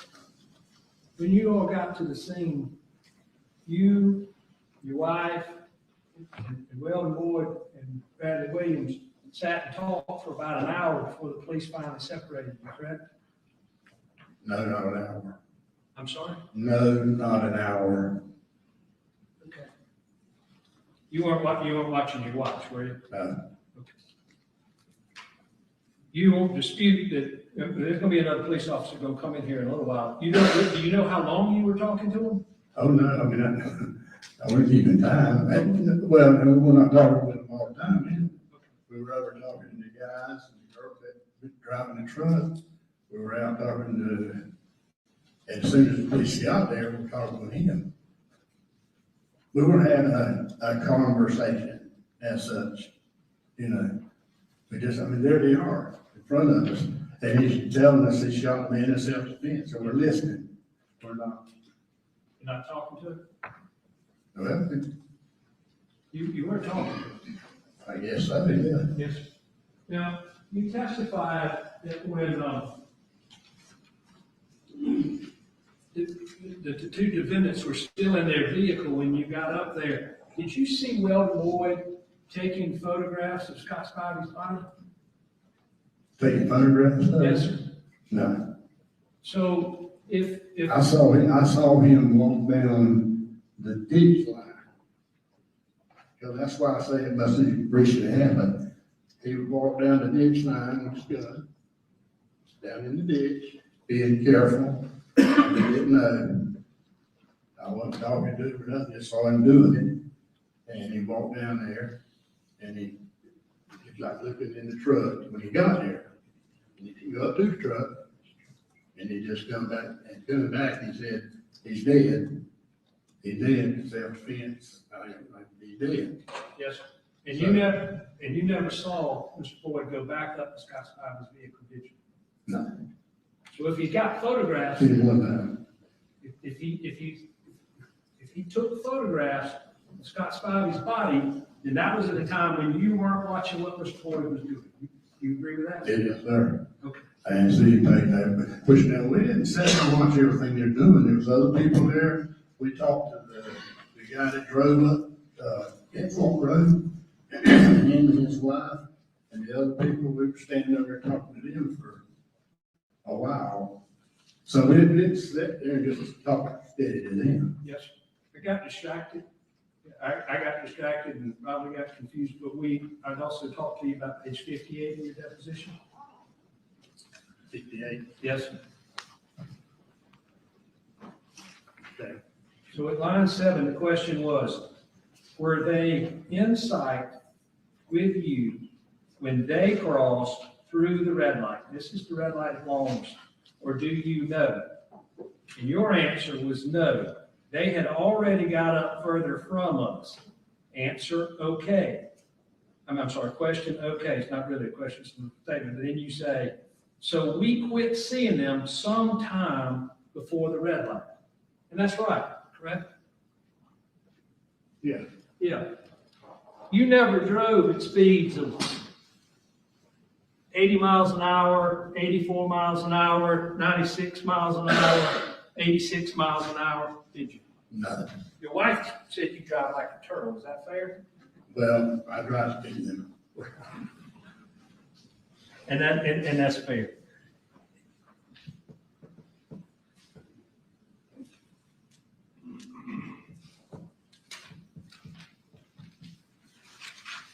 That part at the end of your statement in the car where you said it struck you as odd, or words to that effect, that Weldon Boyd would pull in there to check his load. That's what he told you he did that day, right? Did he turn in to check his load? Yeah. He didn't say he was trying to follow him or relay information to 911, did he? No. He certainly didn't say he was chasing him. No. And that was the first thing that you saw that you felt like he did wrong, didn't it? Yeah. Yeah. You felt like That's one thing I question. Why? Yes. Why would you do that? Didn't sound. That didn't sound right. Well, that's right. Because what you saw, you you testified today, and you testified previously, that when you saw the interaction between those two vehicles, you backed off, correct? Yeah, Yeah. You thought it was dangerous. Well, Mr. Martin was going through all that. well, we didn't back off. We backed off far as staying behind it, but you couldn't go anywhere. So when they slow down, we didn't slow down, speed up. You know, we couldn't go around. Nobody did at that point. But once they came back, once Weatherboy drove back on the road, they began to leave you, correct? They pulled away from you.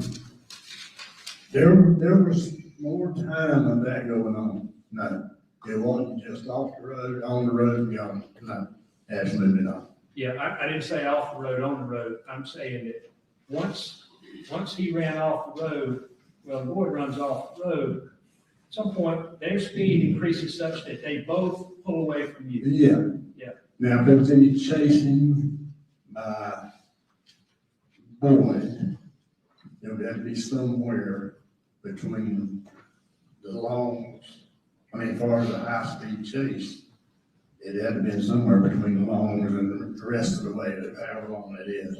You agree with me that if this boy was going to, if Scott Spivey's going 113 miles an hour, and well, the boy's still right behind him, that's a chase. Yeah, that's what happened. You know, that's right. That's right.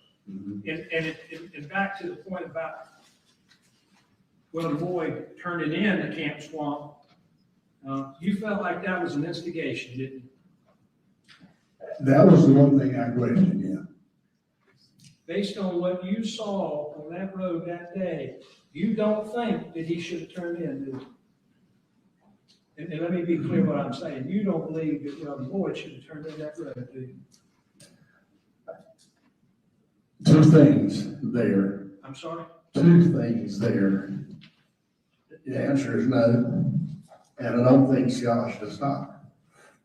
I think they, I hear you.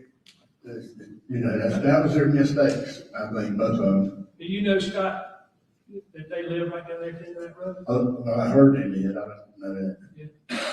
If you were being chased by two people who had their guns out and you were going to your parents' home, would you go home or would you stop? I don't know, to me, a stop would be just like I'm being honest about saying, I think, Weldon turned in for his reasons, and I think Scott stopped for his reasons. I think they had enough of it, and both of them was going to have their day. That's what I think. Based on what you saw that day, what you heard that day, you believe they were both wrong, don't you?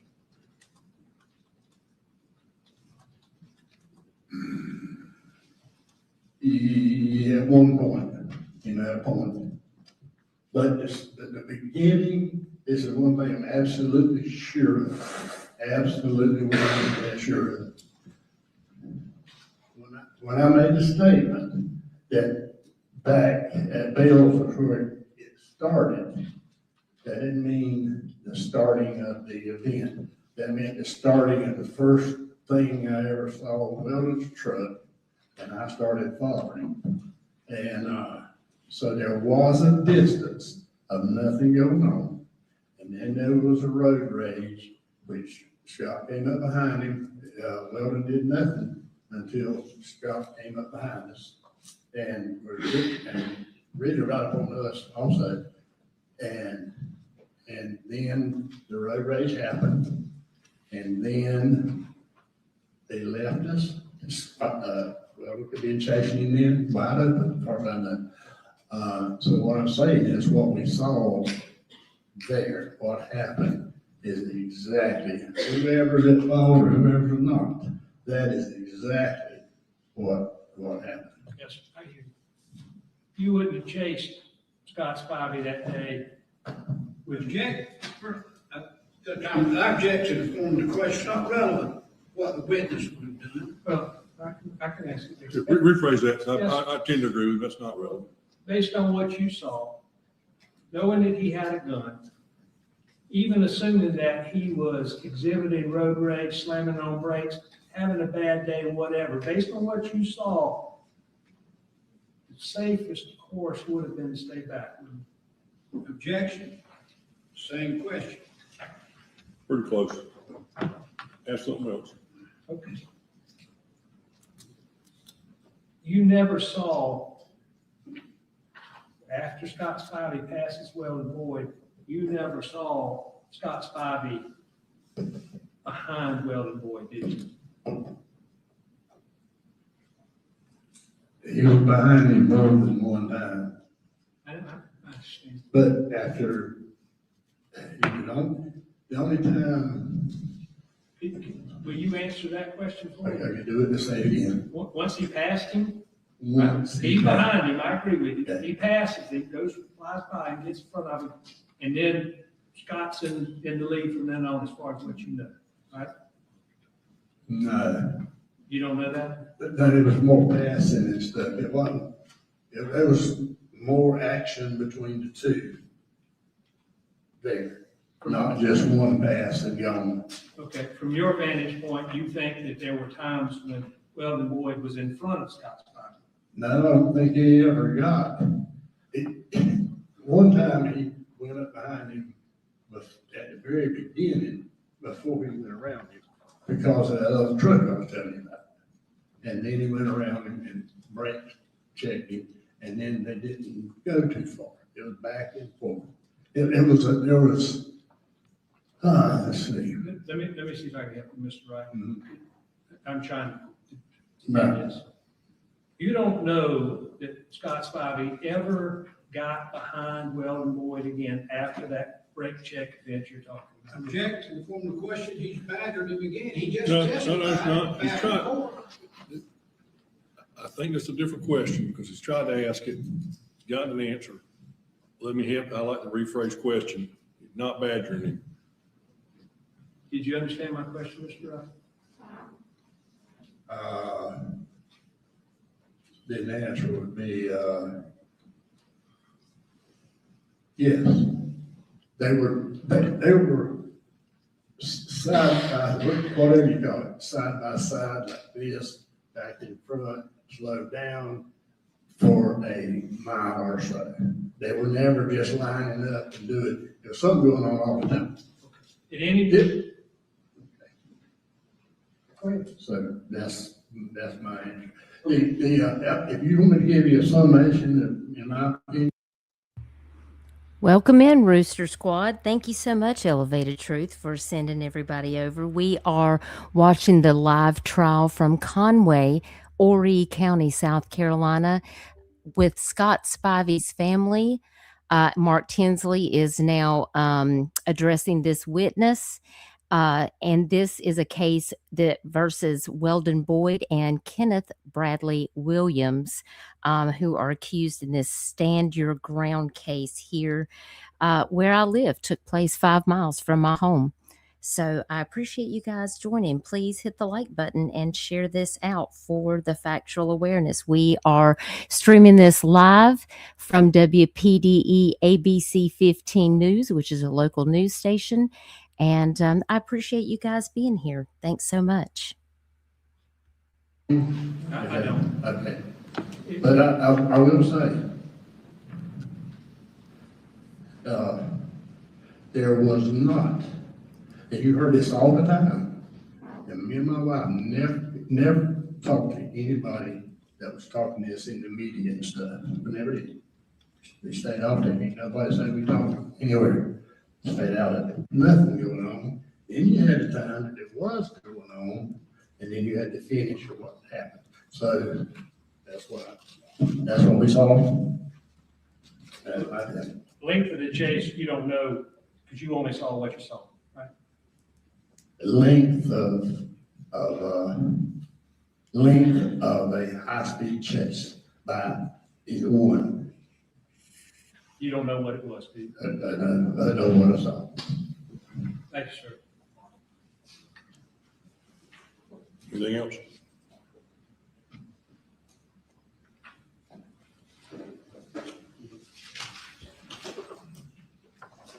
I think we're about done. I think we're about done. Yeah, hang on.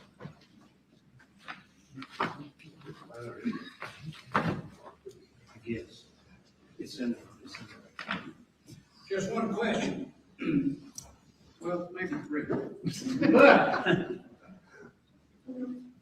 as far as turning off of number 9, Camp Point Road, what you had observed, the conduct, wherever you did observe it, of Scott Spivey, he was a danger on the roadway, wasn't he? Yes. Somebody needed to call 911 and try to get him off the roadway, didn't they? Yes. And if Weldon turned down that road as he was on the phone with 911 to continue to provide information to the police on how to get this dangerous man off the road, there wouldn't be anything wrong with that, would there? I don't think he can answer that. That's a loaded question. That's the question for the court, isn't it? It is. Well, And y'all been kind of jockeying with that this whole Mark was witness. trying to get opinions, I wanted one. I know. The judge said like We that. talk about the ultimate opinion. I don't think it's a Okay. fair question. And you did it, I agree, and I tried to steer him back the other way. Y'all both tried. Y'all good lawyers. I'm gonna take the judge's cue, I don't have any more questions. I'll take the judge's you too. That's right. You're free to go. And we're gonna have a break. All right, 15 minutes, 3:45 on that clock. If we're not back in, I may wait a couple. All right, y'all. We're on a break. We got a break. We got a little 15-minute break. So if y'all need to go get your snacks and your drinks, go take a potty break, walk your puppy, whatever you need to do, now's the time to do it. We started streaming at 9 o'clock this morning, and then we had a little break, and then the judge let us go about 12:30. So I ended that part 1, and we came back with part 2 at 2 p.m. Unfortunately, court didn't start till 2:30. They had some technical difficulties. So we're going to give it a 15-minute break, and then we'll be back at it. The judge has blocked off until the 20th. Court will be starting every day this week at 9 a.m. And so I'm going to be streaming it.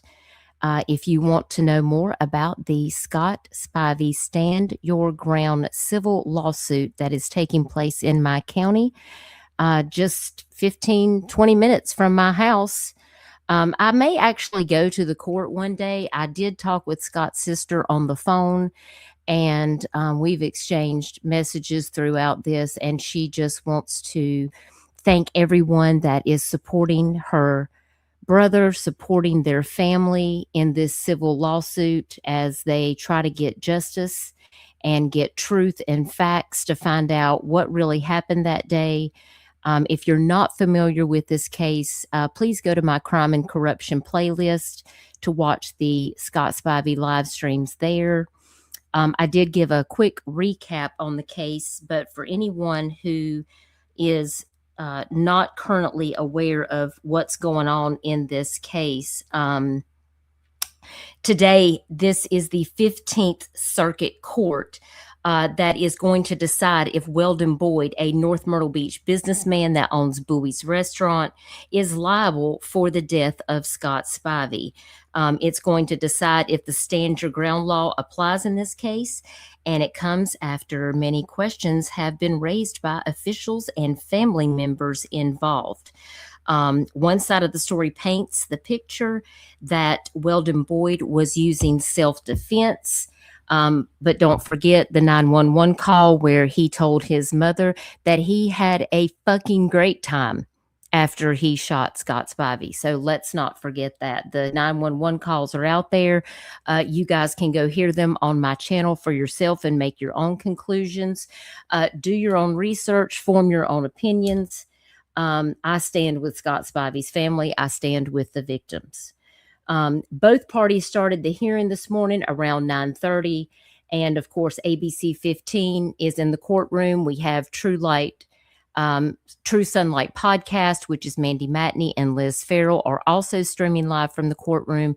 No cell phones and cameras are allowed by the public. So that is why I chose, since I got reprieve from jury duty. I had to go to jury duty yesterday and present my letter and they let me go so I don't have to serve on jury duty. I don't want to be tied into that type of stuff in the event something happens with my mom. So that is allowing me to be able to be here and stream this this case that is so very close to my heart, that involves people in my real life. You know, so many of these cases, I know these people, and I really appreciate everyone that comes to subscribe to the channel, that watches these cases, to you know, hope that these families will get the justice that they deserve.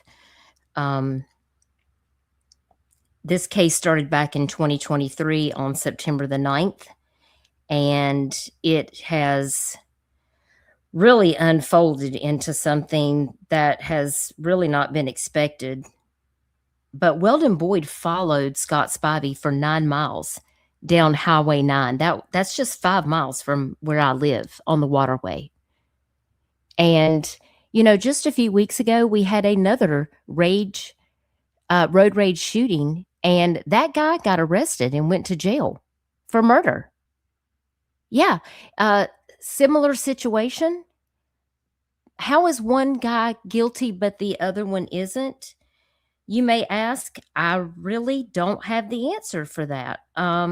Even our AG, Attorney General Alan Wilson, who's running for governor, might I add, feels like that this is a stand your ground situation.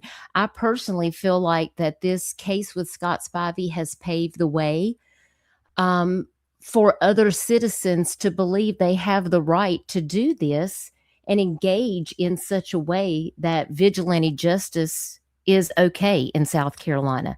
And the citizens, as a taxpaying citizen here, I'm going to express my opinion. I don't think that that is safe. I don't think that is following the law. I am a gun owner. I believe in Second Amendment rights, but this is abuse of power. I do not believe anyone should be going around taking the law into their own hands and making the decision to take another's life. This could have been handled much differently, and Scott Spivey would be alive. Might he have gone to jail for being intoxicated? I don't know, but it's very possible. But the end of the day, Scott Spivey would be alive. It was not Weldon Boyd and Bradley Williams' choice to pull the trigger and make that decision. That should have been law enforcement's decision. And that's why I have to stand with the family on this, because if they're not going to protect the tax-paying citizens here, I worry for the tourists, because if they don't care about us, how can they care about y'all? Tourism is what our town is built on. And if people don't feel protected, we're going to lose money in this town. My neighbors right here. Thank you, Carla, for sending 10. I really appreciate that. So glad you're covering this. Great job, Dutch. I appreciate you, Carla. Carla knows we depend on this. But this isn't the first time Horry County's been involved in some nefarious stuff. The Horry County Police Department, we got Paul Vescovi writing "act like a victim" on a piece of paper and showing it to Weldon Boyd when he's out there talking to the body cam. Had that not come out, people would have never believed it. People would have never believed it. But hey, I invite you to go look at the live streams, listen to the 911 calls, watch the body cam footage. It's all there on my playlist. I invite you to do that, because then you can make your own decisions. You know, hearing Weldon Boyd tell his mother, "Oh, you know, I had a fucking great time." Who says that after they just shot 40 rounds at somebody and they died? I cannot make it make sense. I cannot make it make sense. And I just, this is why this is so very important, because the truth matters. The facts matter. The older gentleman was so cute. Which one? Mark Tinsley? Mark Tinsley. They call him the Tiger. They call him the Tiger. Oh, wait, you mean the older man, the witness that was on the stand? Please say that's not who you're talking about. His suit was so handsome. Yes, he did kind of sound like Colonel Sanders. But here's the problem with that is the little old man that's sitting on the stand, God bless his heart, he's my mama's age, but he ain't telling the truth. And that's the part that really hurts this case is you got people that's taking the stand that can't even, their deposition did not reflect what they said on video in the cop's car, and it did not reflect what they wrote in their statement. So how, in other words, he's not a reliable witness, y'all. You can't take what he says into account because he's not a reliable witness. You've never been called for jury duty? I've been called 3 times, served twice. This time, I'm very happy that I am not. So, yes, Weldon certainly did. He certainly did. And I do appreciate y'all being here. It's so good to see you, Autumn and Kimmy. And there's my friend Gina. Did they not collect any camera footage from residents, businesses along the route to see the road rage? Well, you know what? We have seen, we have Alex in here. Her family owns the Willard Fireworks. We got footage from them. There was footage from quite a few places, Gina, but none of it showed the road rage. Isn't that interesting? Yeah, interesting. Emily Pickles, thank you so much for gifting 10 memberships. If you received a membership, please thank Emily. And I appreciate you so much. Let me get over here so I can welcome y'all in. Seatbelts, everyone! Double Dutch bus coming down the street. To me to say, I'm Corleone and give me justice. But you don't ask with respect. You don't offer friendship. Thank you, Emily. I appreciate you supporting the Dutch bus. He looked like Oz. Kinda, I guess.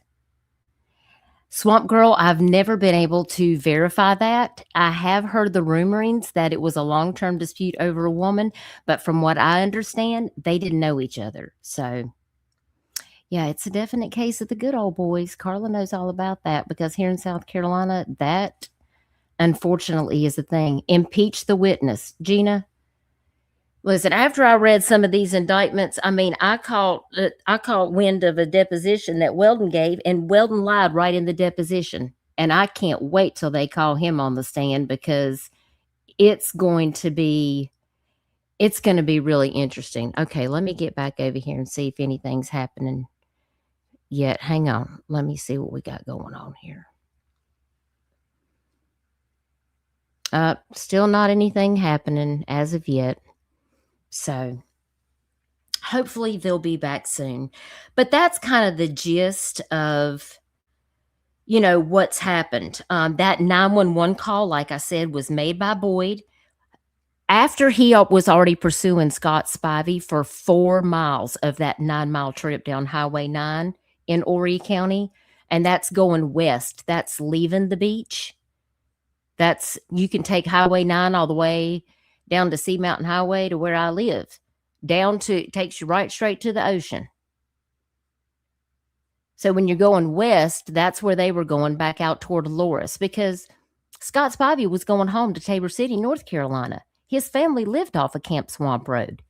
So that's why it was really odd to hear him say that Scott Spivey took his truck and cut in front of Weldon Boyd and turned on Camp Swamp.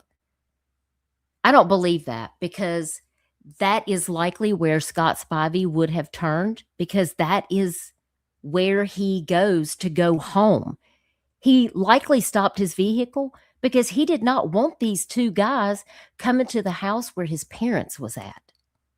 So that's why he stopped and put up his hands and said, hey, why do you guys keep following me? Please stop following me. It's just, I don't know. This whole case is so wild. So, you know, quick recap, which I did do this in the beginning, but while we have a little break, when he did call after he pursued him for 4 miles, Boyd told the dispatcher that if the gun was pointed at him again, that he would put Scott Spivey down.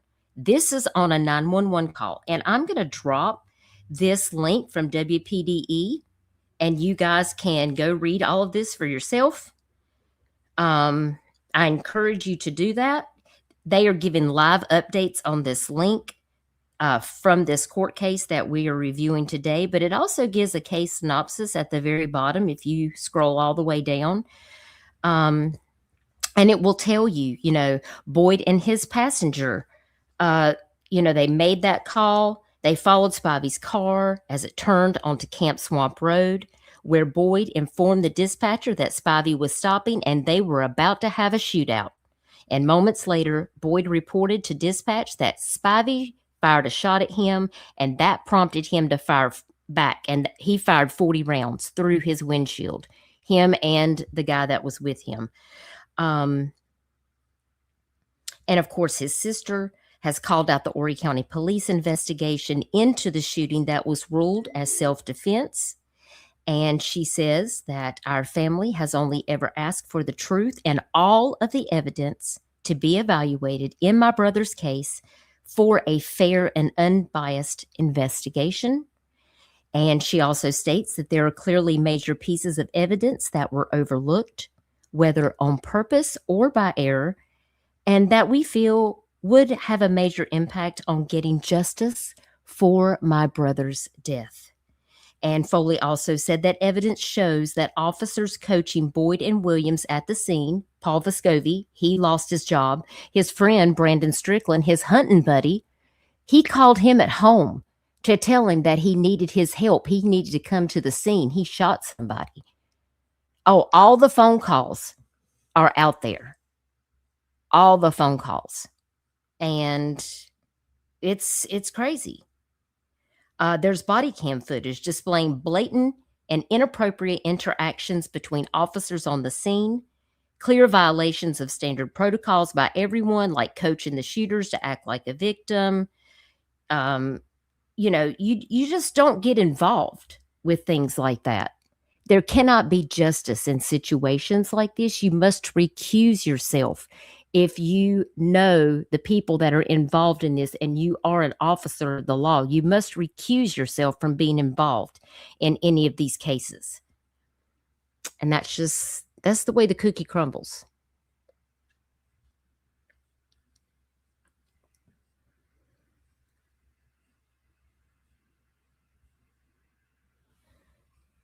Still waiting for a live stream feed to come back up.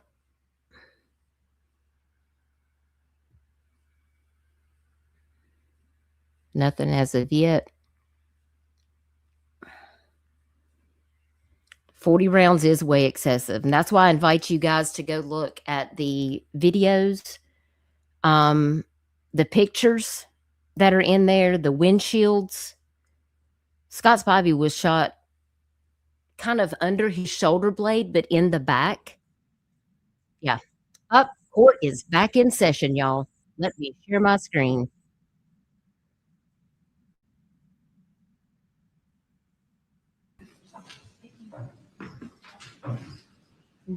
Well, I hear them, but I don't see them. Try that now. All right, Cody Woods. Don't worry, Black. Sorry. Hold on, let me see what we got going on here. Oh, here we go.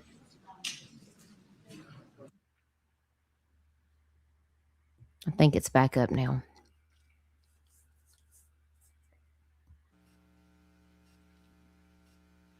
This one's still not up.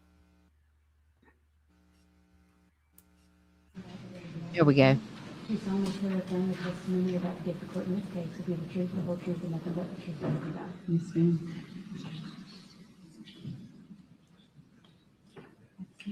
Speaking to the microphone. Put a one in the chat. Let me know y'all can see it and hear it. My name is Lori Sarvis. Ms. Sarvis, you're a resident of Horry County, Yes, sir, I am. and were you on Highway 9 on the day of this event? Yes, sir, I was. Okay. And do you know Bradley Williams? No, sir, I don't. Do you know Weldon Boyd? No, sir, I don't. Did you know Scott Spivey? I did not know Scott himself. No, sir. Okay. Now, you were traveling, if you would, turn to the judge there and tell him what you observed that day I know you had been to Bistro 90 Yes, sir. to eat. You left there and was headed where? We were heading home. All right, We had our bellies full and we were ready to chill for the night. all right, so tell the judge what you observed as you traveled home. All right, we had turned off of 57, got onto Highway 9. We were right there at the red light at Colonial Charters. The light called us, so we were backed up, so the 2 lanes and stuff had to go. Well, while we were sitting there, the light turned and a string of the truck with the trailer and some more cars and stuff like, and we made a comment because it's ironic. We said everybody in Horry County must own white vehicles because it was a whole line of white cars that come by us. Anyway, I knew that they had the congestion there of, you know, the little bit of traffic there from the light and stuff till everybody kind of got their speed up and got gone. And I'm not one of those that mashes the gas and I gotta be gone. But anyway, I started up Highway 9 and this black truck come up beside me and whipped over in front of me. I hit my brakes to keep him from hitting the front end of my truck and he takes on off. And in a few minutes, he's back over in the other lane. Then he's back in the other lane. And then he ends up, because there's a little bit of a cluster there, he goes over onto the right side into the grass. And anyway, he whips it back because there's road signs and stuff there. Well, I don't know if people were just to the thing that they were getting their speeds up, but anyway, it went. And anyway, he come up beside or behind a little small gray sedan. And he ends up whipping out and then comes back up on them. And as he gets up there beside them, he sticks his hand out with his pistol at those. And the old man and woman they run off the edge of the road. And as I got to them, the old lady's got her hand like that up on her chest. Well, I went up to the next like little turn thing and I pulled over because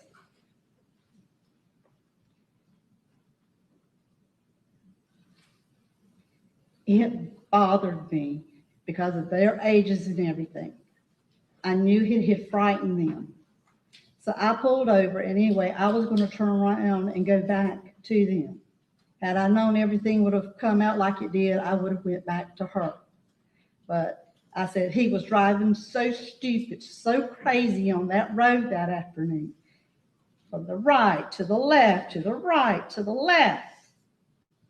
I thought, you know, I needed to get to him. I needed to get his license plate number. I knew it was a black Chevrolet truck because it had it written across the back. Sometimes with the Chevrolet and GMCs, you can't tell them apart, but he ended up having it across the back of his truck. I felt like we needed to get a highway patrolman out there. He needed to be stopped. Something needed to be done with him. Now, I pulled back out and took off after him. Now, when he went around the curve at the river, I lost sight of him because when you turn there next to the Dixie Doodle in that little produce stand, there's a little curve there that it comes back. Well, by the time I got around those and got back to the red light caught me. I got caught in that traffic of the red light. Well, he had already gone around where the I guess it's still a highway maintenance building there and gone down. I never could get back up to him, but I could see him. I could keep him in my vision up on the road there. And like I said, he was continuously. Now, the last time I had visual of him was probably there. I had made a comment that it was there next to the golf course, right there next to where the fireworks stand was and stuff. And by the time I got around Sweet Home and got up to Camp Swamp, the shooting and everything had happened. As we're coming up on Camp Swamp, the gentleman comes out of there and he's waving his arm. He said, "Don't go up there, don't go up there. They're having a shootout. Don't go up there." So we stopped. And, you know, I could see the trucks sitting there and some more vehicles and stuff. I did not see who done the shooting. I don't know who shot first. I did not know who was in the vehicles. We sat there, there on the road there, and until the police and all come up. We sit down there when the police and stuff come up. We saw the two boys or men there, they're not boys, men come out and they had their hands up in the air. And Ms. Sardis, let me stop you there. Did you talk with the police that day? no, sir, I did not talk to the police. I thought I called 911. I might have done star HP, but whoever answered the phone did not say, Horry County Police, what's your emergency? Because normally you got to give them your name, your date, you name of your firstborn and the whole 9 yards before they'll ever let you tell them what the situation is. We stay there on Highway 9, and so twice my husband and I have likely had a head-on collision with drunk drivers. So normally when I call them and everything, I know the routine and stuff there. And we have turned around and have followed the drivers to let 911 know where they are so the officers can find them. Because we are so close to the state line, because see, if they're not in pursuit, they can't go across state lines to get them. All right, but, so let me back up with you, and for the judge, so that we could point out here, you said you had stopped there at Colonial Charter. Yes, sir, the light told us there. Right here. Yes. Right. All right, and then you eased off down Highway 9. Mm-hmm. And that's when you saw at some point in time here, the black truck come up by you, in front of you, engaged in what you testified. And then there was the car with the older couple in it that were run off the road. Mm-hmm. And he pointed a gun at them. Yes, sir. And that would have been by your testimony between Charter Drive and, let's say, Living Water Baptist Church area. Yes, sir. And at that time, there was no welding board with the trailer. That was just Yes, Scott's sir, he had Spivey. already gone up the road. Like I said, I didn't really pay the white truck any attention because he was just going down the road just like everybody else was. The only person that drawed my attention was the black truck. And there was no chase of any sort in there. Not at that time, no, sir. That's all the questions I have. Ms. Moss? None, Your Honor. Mr. Tinsley? Yes, sir. Good afternoon, Ms. Sarks. Good afternoon. So I just want to make sure we've done that before, correct? No, sir, we have not. And so you stopped at the red light there at Colonial Drive, or Charter, I'm sorry, it's Colonial Charter, they got Charter Drive right there. That's at Colonial Charter, right? Yes, sir. That's the first red light beyond Bell and Bale. Yes, sir. And so you're at the red light stopped. Mm-hmm. That's a yes? Yes, sir. Yeah. She's typing everything down. I just Okay. want to be clear what you said. And Yes, so, sir. the light changes, and I understood you to say that Mr. Boyd's vehicle passes you as you starting off. Mm-hmm. That about 3 or 4 other white cars. You made a comment to somebody, that was your husband, Mm-hmm. and so he passes you, and then that was not good. Almost immediately after, you see Scott Spivey's No, truck? sir. All right, so. They have already gone up the road and stuff. And like I said, Scott come by a little bit later. Okay. When he, and a little bit later, meaning, you talked about the golf course and the fireworks stand, but that's way down the road, right? Yes, sir. So a little bit later, as in, can you give us any estimate from the red light there at Colonial Charter?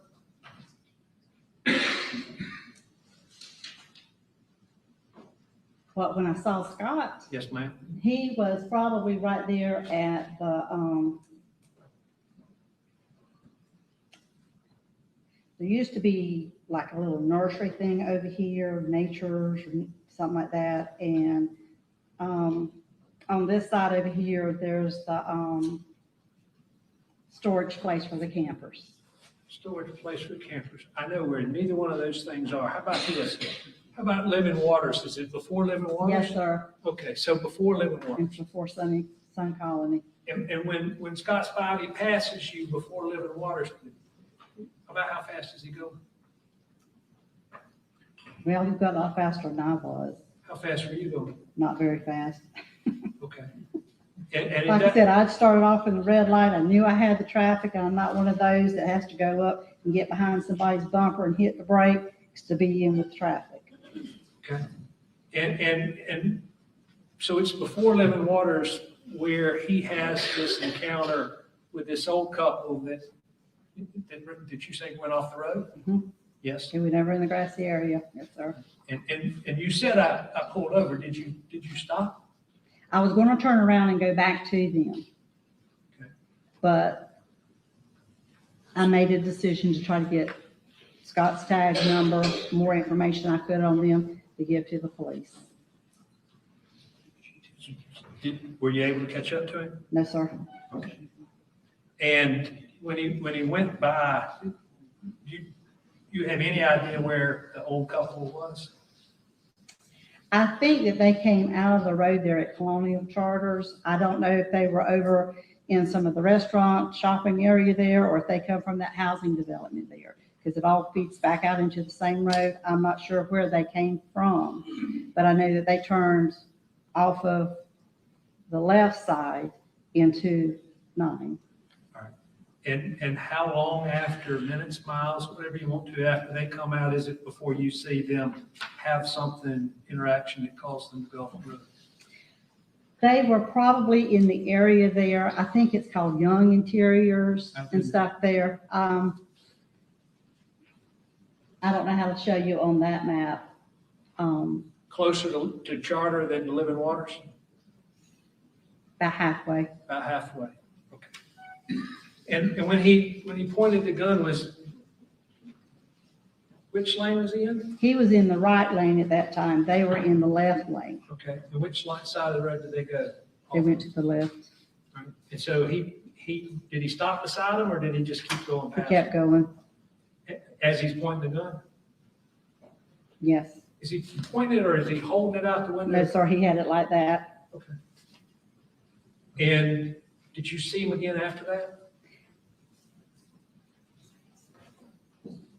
It depends how you saw him. Did I see him as close as I did at that moment? No, sir, I didn't.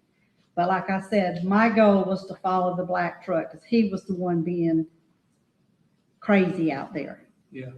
So I was trying to keep my eye on him to see if I could get anywhere near him to get his tag number. I do know that his tag number was not a regular tag, far as we go, where it has the 3 numbers, 4 and 3 letters, or the 3 letters and numbers. He had a different type of tag on his car or truck. Did he seem to be going faster at that point in time than he was when he passed you? Yes. Okay. And then he continued to move on? Yes, sir.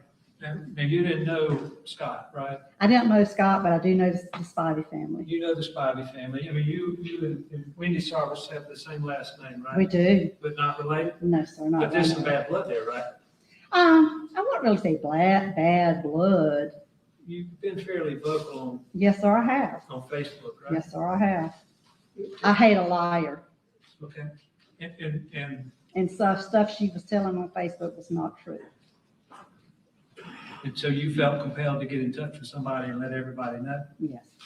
And I felt like that they needed to know the whole story, not just her story.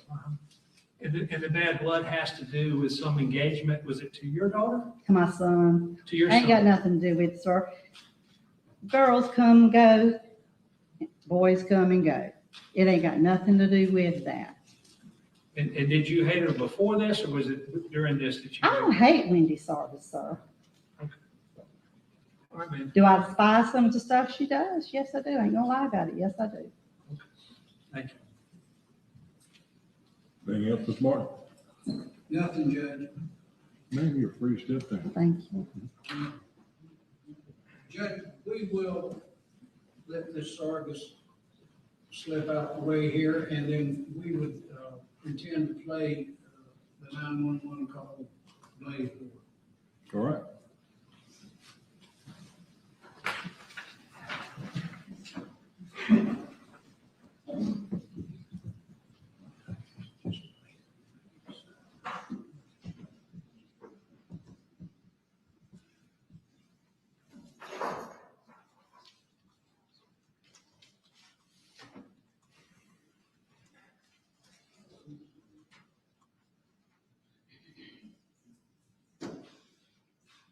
Your Honor, for the record, this is Defendant's Exhibit 1A.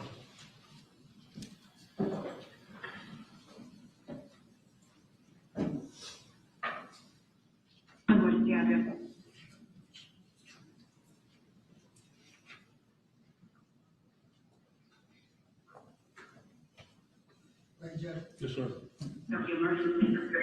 I am on highway number 9 about to come up on, I'm on highway 9.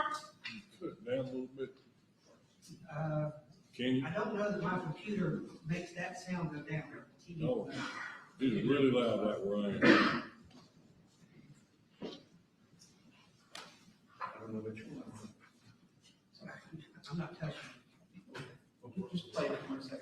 I'm about to come up on, Minuteman and Little. Better. Good deal.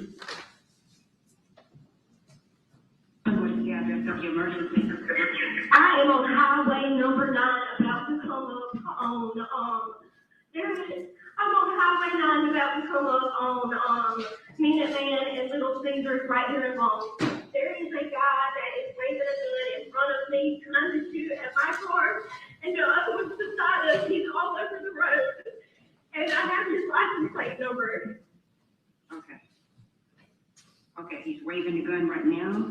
He's waving it out the window at everybody. I don't know if he's under the influence of anything because he's all over the road.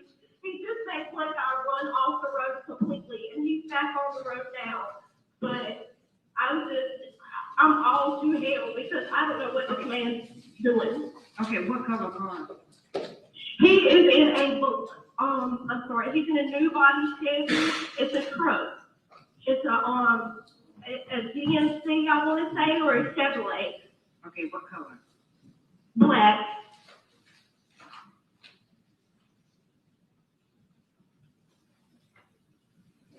He is pointing it out the window trying to shoot this car right now.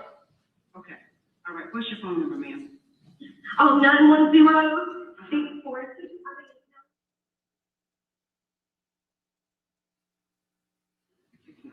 Okay, what's your name? Blaze Ward. Blaze, B-L-A-Z-E? B-L-A-I-Z, I'm sorry. B-O-I-A-Z? Yes, Okay, ma'am. Ward. what's your Ward, okay. All right, and you're passing the Minuteman, or where are you now? Now I am approaching, like I said, I'm heading through Long now. I'm about to come up on the, I think, Long Bay Golf Course or Housing Center, close towards the fireworks store. Long Bay Estate? I'm sorry, I don't think Is it Long Bay? even. That's okay, is it Long Bay, Convenience, or is it Long Bay Estate? What? I'm coming up on it right now, so I can tell you I'm more. Okay. All right. What does it say? Okay, that's not the sign. What is it? Heritage Park. I'm passing that now. Heritage Park? Yes, ma'am. Okay, and are you headed toward the beach or away from the beach? Away from the beach. So it looks like he's going in the direction towards like Forest Stand. Heritage Park. Yes, ma'am.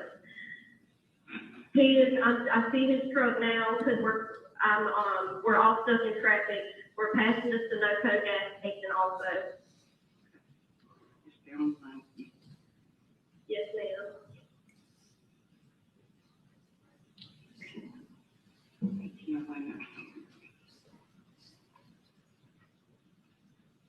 I'm not trying to speak, ma'am, or anything. I'm really trying to get away from this guy because I really don't want him to like shoot me or nothing. Okay, and is he following you, or is he just driving down the street? He's driving reckless. He's in one lane and there's two trucks behind him, and he's back and forth. He's getting mad, I guess, because of traffic, but he won't move out of the way.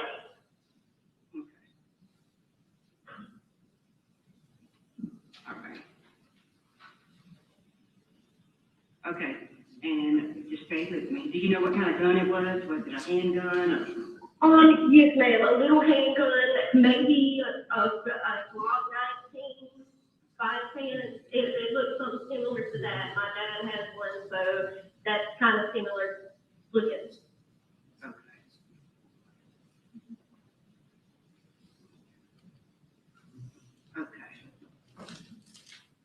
All right, and it's just that one vehicle that's involved in. Yes, ma'am. He's the one causing the destruction right now. Towards the beach. You said he is going toward the beach as well, right? No, I'm sorry. He's going toward the opposite. Y'all going Yes, toward and he just turned down. Okay, what is the road right here? Camp Swamp Road. He is pulled over on the side of the road. Actually, I am not, oh my God. I don't know what's going on. He's jumping out of the truck. I'm turning the same way. There is a truck behind him. Okay. And, Okay. oh my God. Oh my God. What happened, ma'am? What happened? Did he fire the gun? Ma'am, Oh my God. Ma'am, I've got the move. Okay, just keep going, ma'am. Oh my God. Okay, did he shoot at anybody? Yes, he's shooting the truck in front of us. I'm getting off the road. Okay, is he in front of your car? I just pulled off their old camp. Their old swamp. Oh my God, I'm so sorry. You're on Camp Swamp now? Yes, ma'am, but I turned off because he hit my car. And He hit your car? Yes, but I came down to one of the outer ways off the highway because I turned around like you said, but I'm watching them, they're sitting right there. Okay, all right, listen, did you see what he looked like? He's a white male, has dark hair. Dark hair, okay. Did you see what kind of clothes? Did he get out the car? I didn't know. All I seen was the bullets flying off the window. Okay. Okay. And do you want his license plate number? Yes, I do. It's capital RC-1538. 1538. And now what state was that? What state, do you remember? I believe it was North or South Carolina. Okay. Okay. Is he still behind you or is he still sitting out at the end of that road? He's still sitting at the end of that road once you turn down it. So he's at Highway 9 in Camp Swamp? Yes, ma'am. Okay.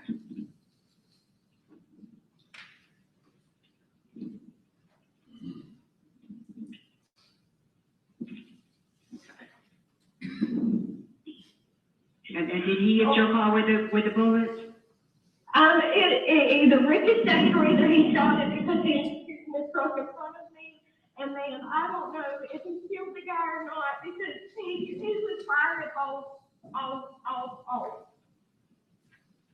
Okay. I'm not, like I said, I pulled down the road just a little bit because, I wanted to turn off because once I said, I was like, oh my God, he shot my car. I don't know if he actually shot it or the bullet ricocheted. I just turned around as fast as possible. Okay. And now it looks like the road maybe they're just sitting there, the road's blocked up. Okay. They're kind of holding up traffic. Okay. Okay, the people, who's holding up traffic? The guy that he was shooting at or who? Yes, ma'am.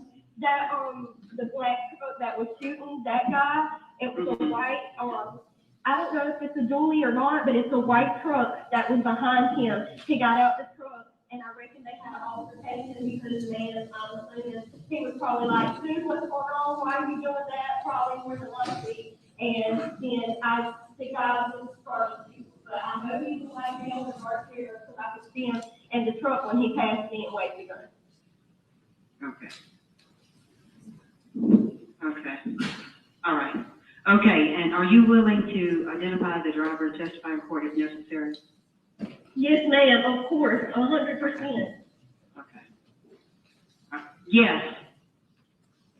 Okay, I'm still here with you. Just let me know, do you? Okay. I'm sorry, I don't mean to be nervous for it. That's just like, I'm just getting off work today, so it caught me off guard. Okay, all right, and where are you now? I am literally, I'm in a white Altima, and I'm right here looking at the incident. I'm in a cutway where you would, if you're turning off number 9 to go like in the opposite lane, like if you need to turn around, I'm in one of those. Okay. That's halfway in the road, basically. I mean, I'm not halfway in the road, but you know. Okay. Okay, but you don't know if he hit your car, you think he did? Yes, I think he did, or even one of the bullets ricocheted. I'm nervous to get out the car because, I mean, I know I'm not right on the incident, but I don't know, you know, I'm just nervous. Okay. All right. All right, just don't go back up there to him, and I got, okay. Yes, ma'am. I'm still here with you. And it's crazy because that's the road that I take to go home, so I was actually kind of like, you would say following him almost, but I didn't expect him to turn out the same way. I put on my caution lights too in case someone comes behind me. I'm sorry, what'd you say, ma'am? Oh, I'm sorry, I said I put on my caution lights too in case somebody comes around. Okay.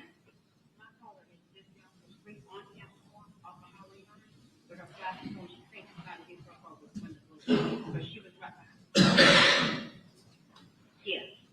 Yeah, the one that I had 1801 East 9. She was like, he was behind her and then came up with the shooting. So it's like she was not directly involved. But she just shot at the car and I think it was her car. Yes. Yes.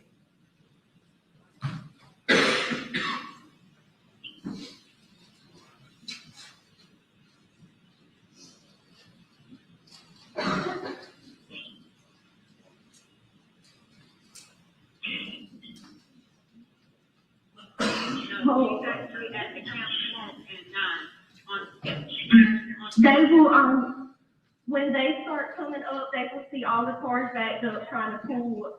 That's where I put it in originally. You shoot that right down the street, she can see the I guess in that white Nissan. Yeah, I'm in a white Nissan Altima. Okay. Do you see a numerical address on where you are right now? You said what, ma'am? I'm sorry. Do you know, address that you're close to right there on Council that you can see from where you are?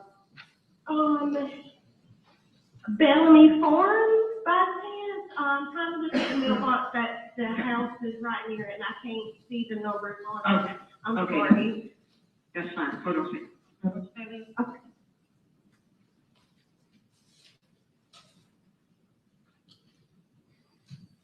Okay. All right. So the white truck was the male. He got out the truck and he was confronting the guy, or the guy in the black truck.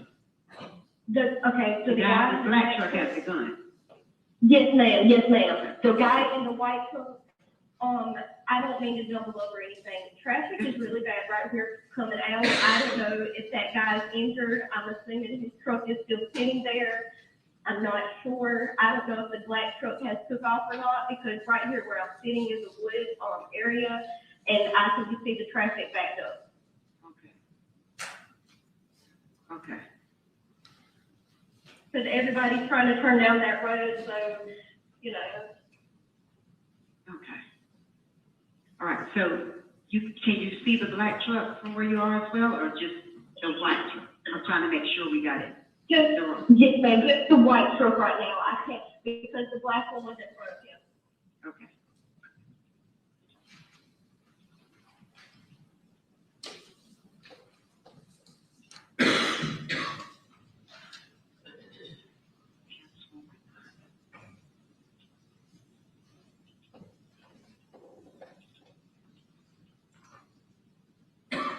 Oh my God, this is so crazy.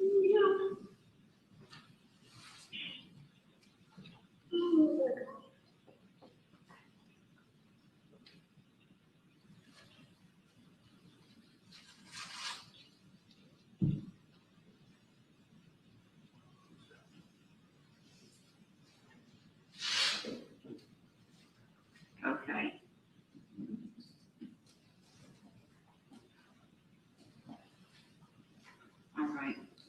just stay where you are out of the area and. Yes, they'll ma'am. over there too, okay? Okay. Yes, they can, I can, if an officer wants to come talk to me about what happened, I will give them full detail, whatever they need. Yes, ma'am, they're gonna talk to you. That is completely fine, because oh God, this mess has my nerves rattled, because I don't know if that man in that white truck is dead or anything, and that, you know, it's traumatizing, you know? Mm-hmm. Right, just stay with me on the line here. Yes, ma'am.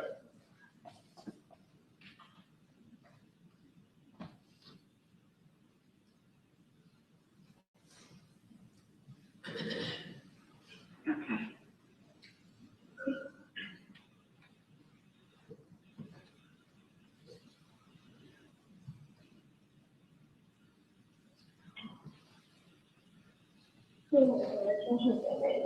Okay.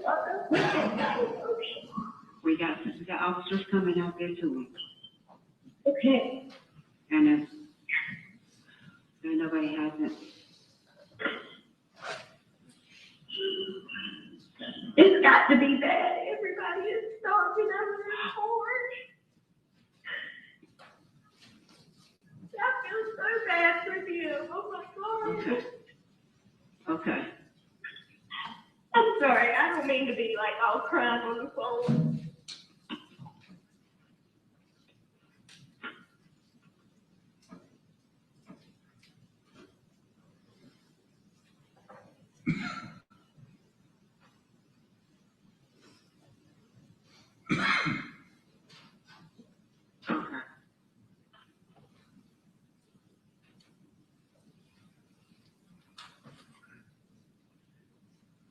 Okay.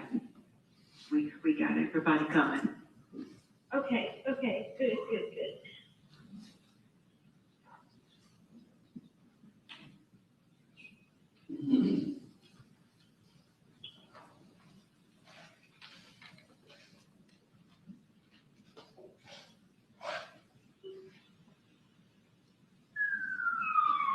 Okay. The officer is literally pulling up to them right now.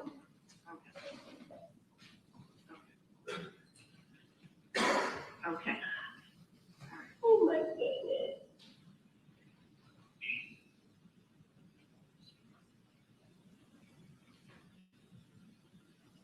I'm so glad that I called you when I did and you were on the phone and everything, because you were literally on the phone when everything happened. And if I wouldn't have called, this could have very well been me.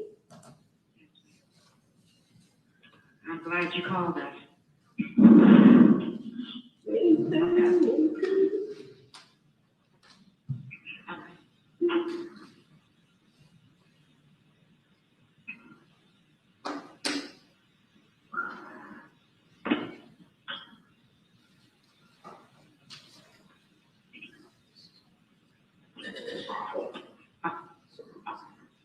Okay. Yes, ma'am.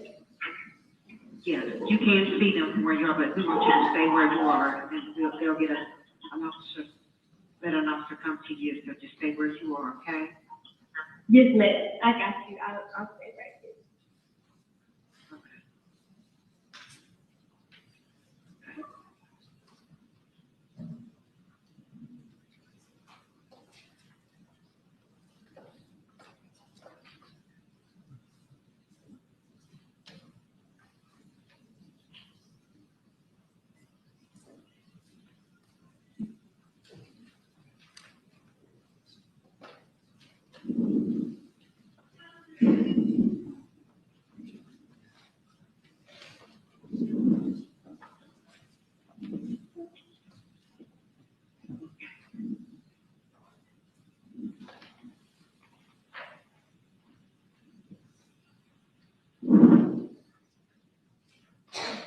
Ma'am, what I'm gonna do is, another call taker is gonna come on the line with you, so you don't be by yourself, and they're gonna get somebody to come up and talk to you, but just hold on with. Your Honor, there is some 10 odd minutes left in this, however, that was the relevant portion that I spoke to the plaintiff's counsel. This is a wait. The correct road, yes. Okay. We should all hug his neck, Judge. Well, fair enough. We can, terminate the call. We've heard of some part of it.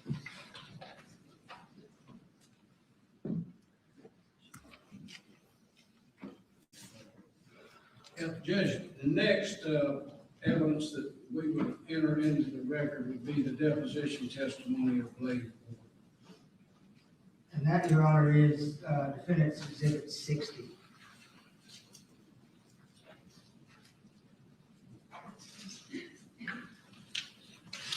It was video recorded as well. It was video recorded as well. It was. Court's in order, Your Honor.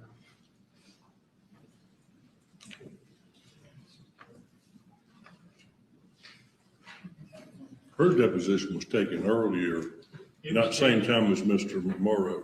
It was taken Friday. Last Friday. Oh, okay. So since Mr. McMorrow's, Yes. y'all been working hard.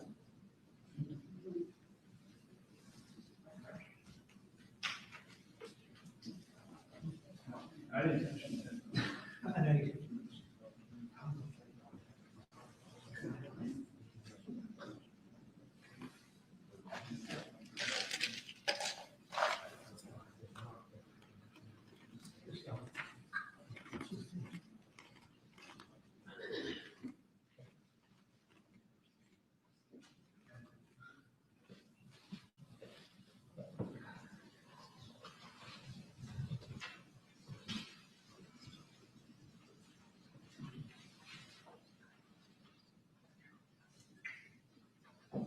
Just start it, I want to see how loud it is. I would like to know that as well. February the 13th, 2026, time is approximately 1:01 p.m. This is a video deposition of Blaze Wharton.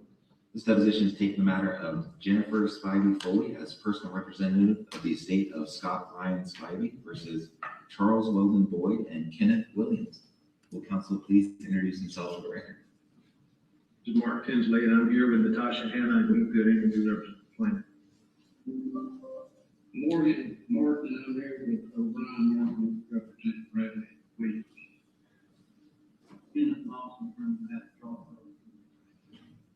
All right, will our court reporter please bring the witness?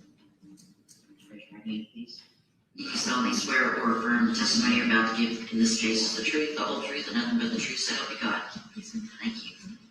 You know, one time I had a client that said, would you raise your right hand? They raised the left hand. I said, no, your right hand, and then they raised both hands. Oh, Lord, I got these photos, it's like, you see me pause for a second, I was like. Yeah, so you're doing good. All right, this is the question and answer session.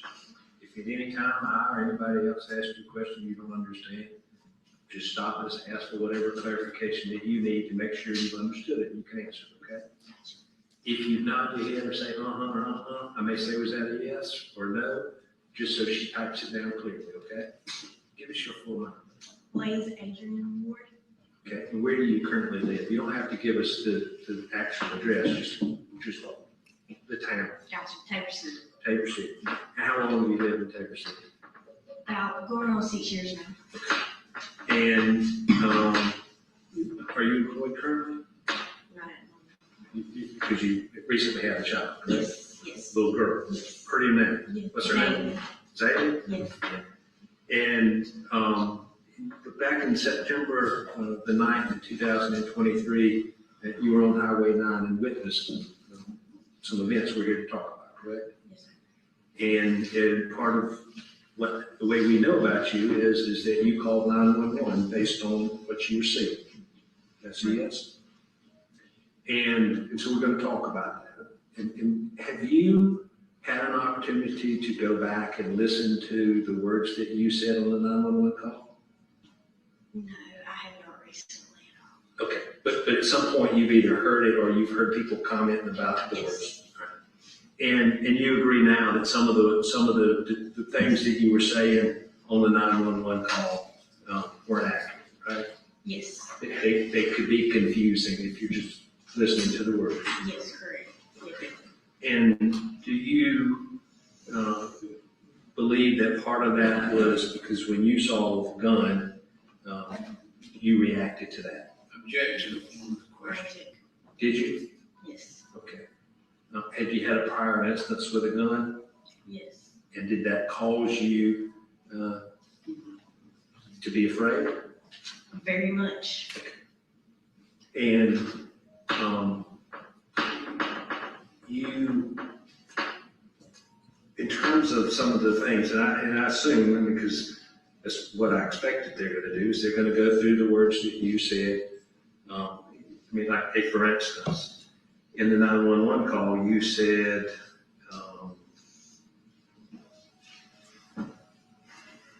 I'm not trying to speed, I'm really just trying to get away from this guy. You know, whether you have a recollection of saying those specific words or not, you agree that you can see how people might be confused by your words if you're behind Scott Spivey, and that's who you were talking about, right? I object to the form of that question. That's fine. When you said this guy, you're talking about the black truck, correct? The black truck, yes. The guy with the gun. Yes. And almost immediately after you see him, does he pass you? Immediately after, yes. All right. Going a good bit faster than you? Yes. All right. And so you can see why people would say, how are you trying to get away from him if he's in front of you, correct? And, yes. And do you think that whether you call it a misstatement or you would have chosen better words today if you were not acting under the influence of seeing that gun, you weren't really trying to get away from him, were you? Object to the form of the question. Were you? Getting away from him, I'm sorry, restate that again. Yeah. You agreed that at any time you could have pulled over and stopped and gotten away from whatever was happening. Yes, correct. And is it fair to say that from the time you saw the gun to the time that your 911 call ended, you were actually trying to relay information to 911? Object to the form of the question. Were you doing that? Yes, sir, I was. And were you trying to keep them in sight? Yeah, as far as I was going, yes. Okay, meaning that as long as they were still continuing on your route, you were going to try to keep them in sight? Yes, until it's time for me to go. Okay.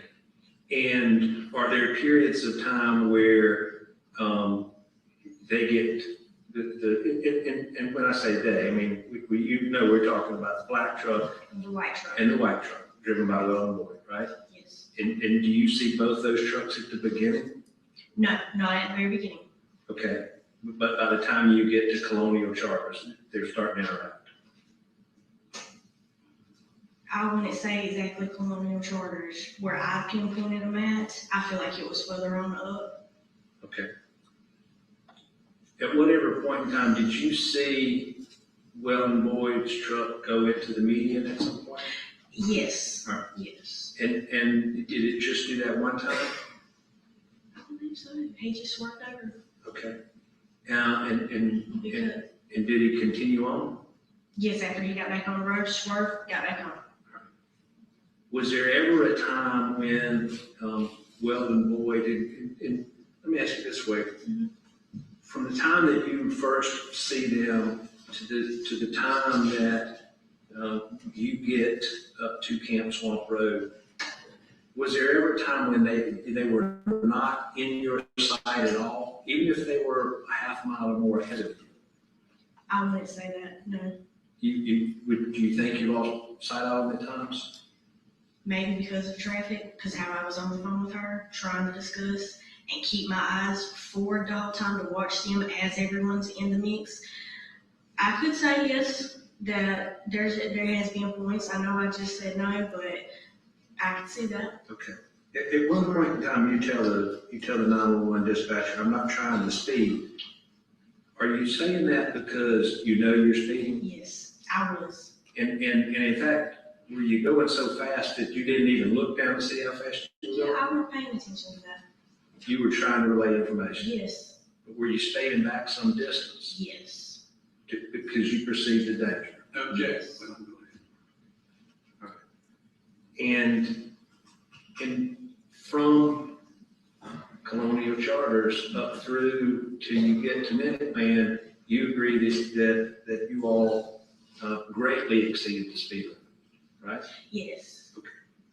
And through that period of time, was there ever a time when Weldon Boyd did not appear to be pursuing Scott Spivey? It's like after they seen each other, that was it. It was steady going. Okay. I'm sorry, it was what, young lady, I missed it. I'm sorry, steady going. They were steady going. What I mean by that is, it's like once, I guess they collided, seeing whatever they seen on the highway towards each other, that's whenever it's like, they just kept up. With each other. Yes, that's what I mean by that, sorry. Trying to clear that. But in terms of Scott Spivey was always in front. Objection. If you know, you can object to the form, but let's go off the record, 1 second. Well, not in front of her, but I mean. Let's take out 1 second. Off the record at 110. On the record at 111. One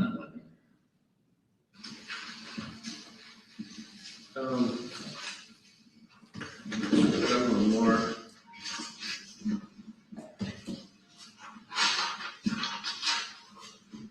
This is Plaintiff's Exhibit 1. What this is a still shot from video surveillance at the Minuteman. Sorry. I'm gonna get you the exhibits, if that's okay. That's fine.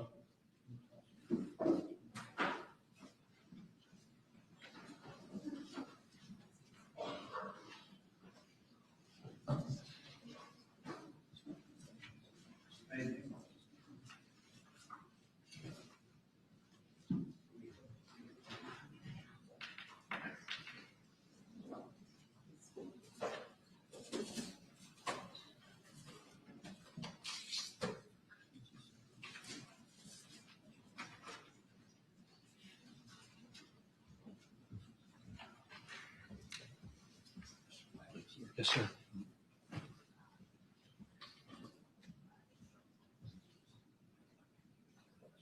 Because I don't think we show them in the video, so if you want to follow along, you'll have to look at it.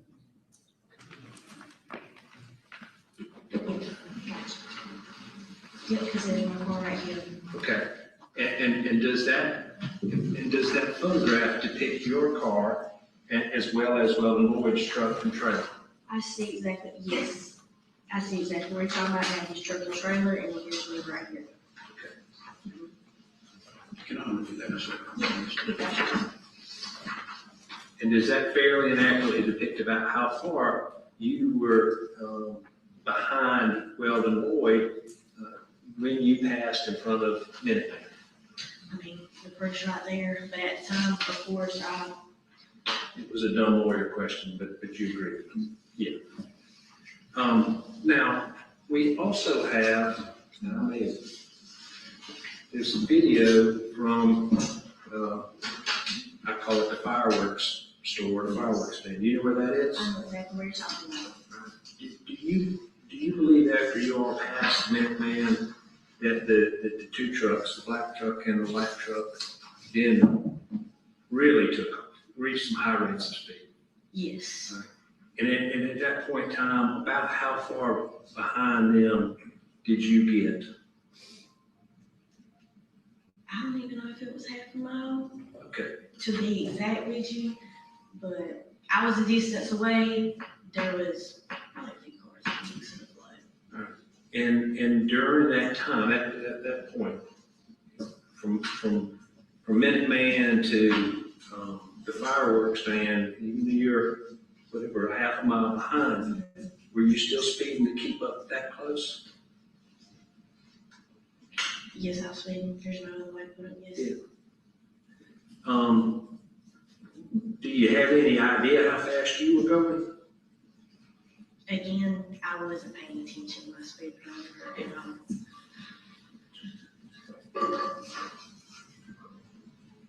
Sometimes when we're driving on the road, there's like gridlock traffic, right? Where it's just really bad, you're crawling. Yeah. Okay? And then sometimes there's no cars on the road, like where I live, there's no traffic. Yeah. Sometimes the traffic is heavy, but moving at the speed limit or heavy and not quite, you're not able to go to the speed limit, 5 o'clock kind of traffic. Yes. How would you describe the traffic this day? And if it changes, like from Bell and Bell out to Longs versus on out, then you're fine to say it. But generally for that road, that time of day, how would you describe the traffic? That day, it was just how you just stated, it was kind of sporadic. When I say that, I mean, yes, during that time, people are getting off work, so it's kind of cramped up, and then you get that long shot getting closer up towards Longs, where we're nearing the fireworks store and stuff, where we do have a more spread out, because it's like, you've got your people turning off at places. So I would say it wasn't as packed as it was at the beginning, where Bell and Bell was. Okay. Now, did you see, and I'm going to be very careful the way I ask it, did you see the beginning of the shooting event on Camp Swamp Road? Yes.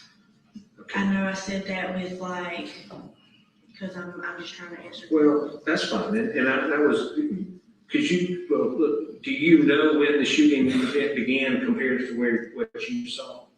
No. Okay. I don't know if that was the first spot that it had taken place at the time or what, but that was the first I had seen of going back and forth. So, and it's clear in the 911 call, you say, I didn't see him jump out. At any time that day, did you see Scott Spivey out of his vehicle on Camp Swamp Road?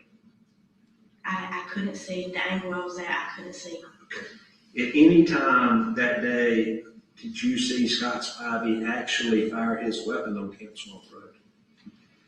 No. Okay. And what you saw was the dust flying off the glass. Correct. On Weldon's truck, the white truck. Okay.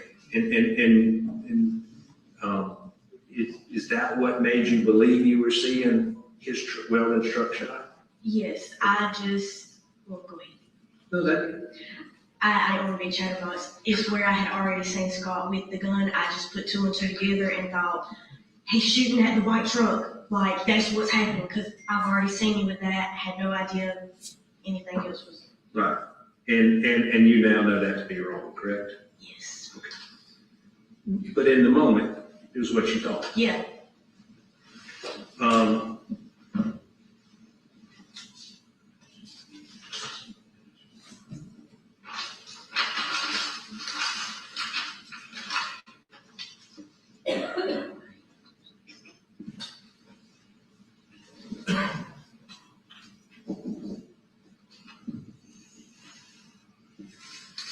When you interviewed with Detective Quick, you told him, I'm just staying back because at this point, I don't want to get killed.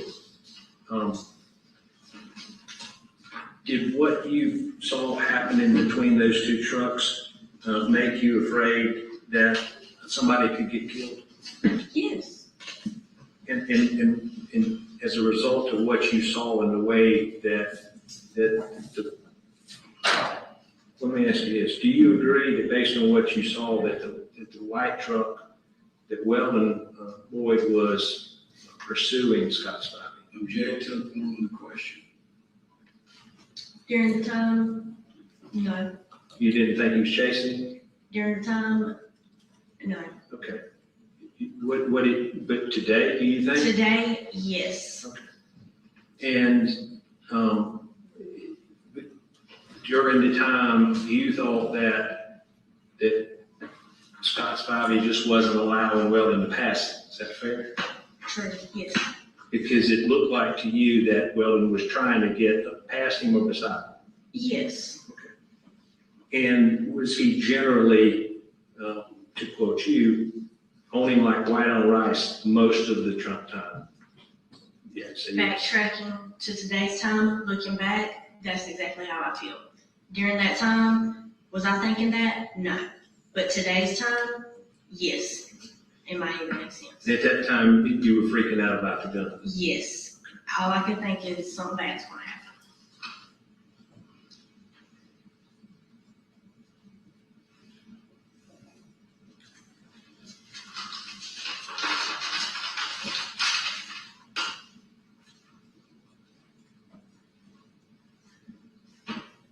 When you're talking to Detective Quick, you say they shoot down this road, talking about Camp Swamp Road. Did it appear to you that that Weldon was immediately behind Scott Spivey when Scott turned on the Camp Swamp Road? Yeah, there wasn't a car between them.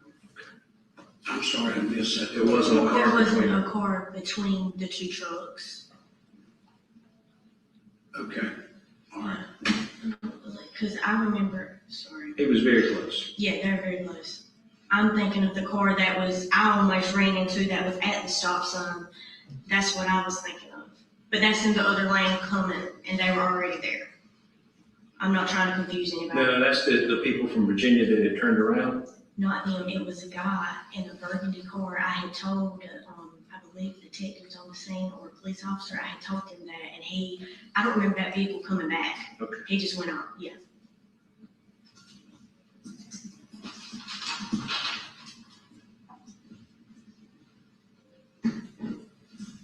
Give me just 1 second, okay?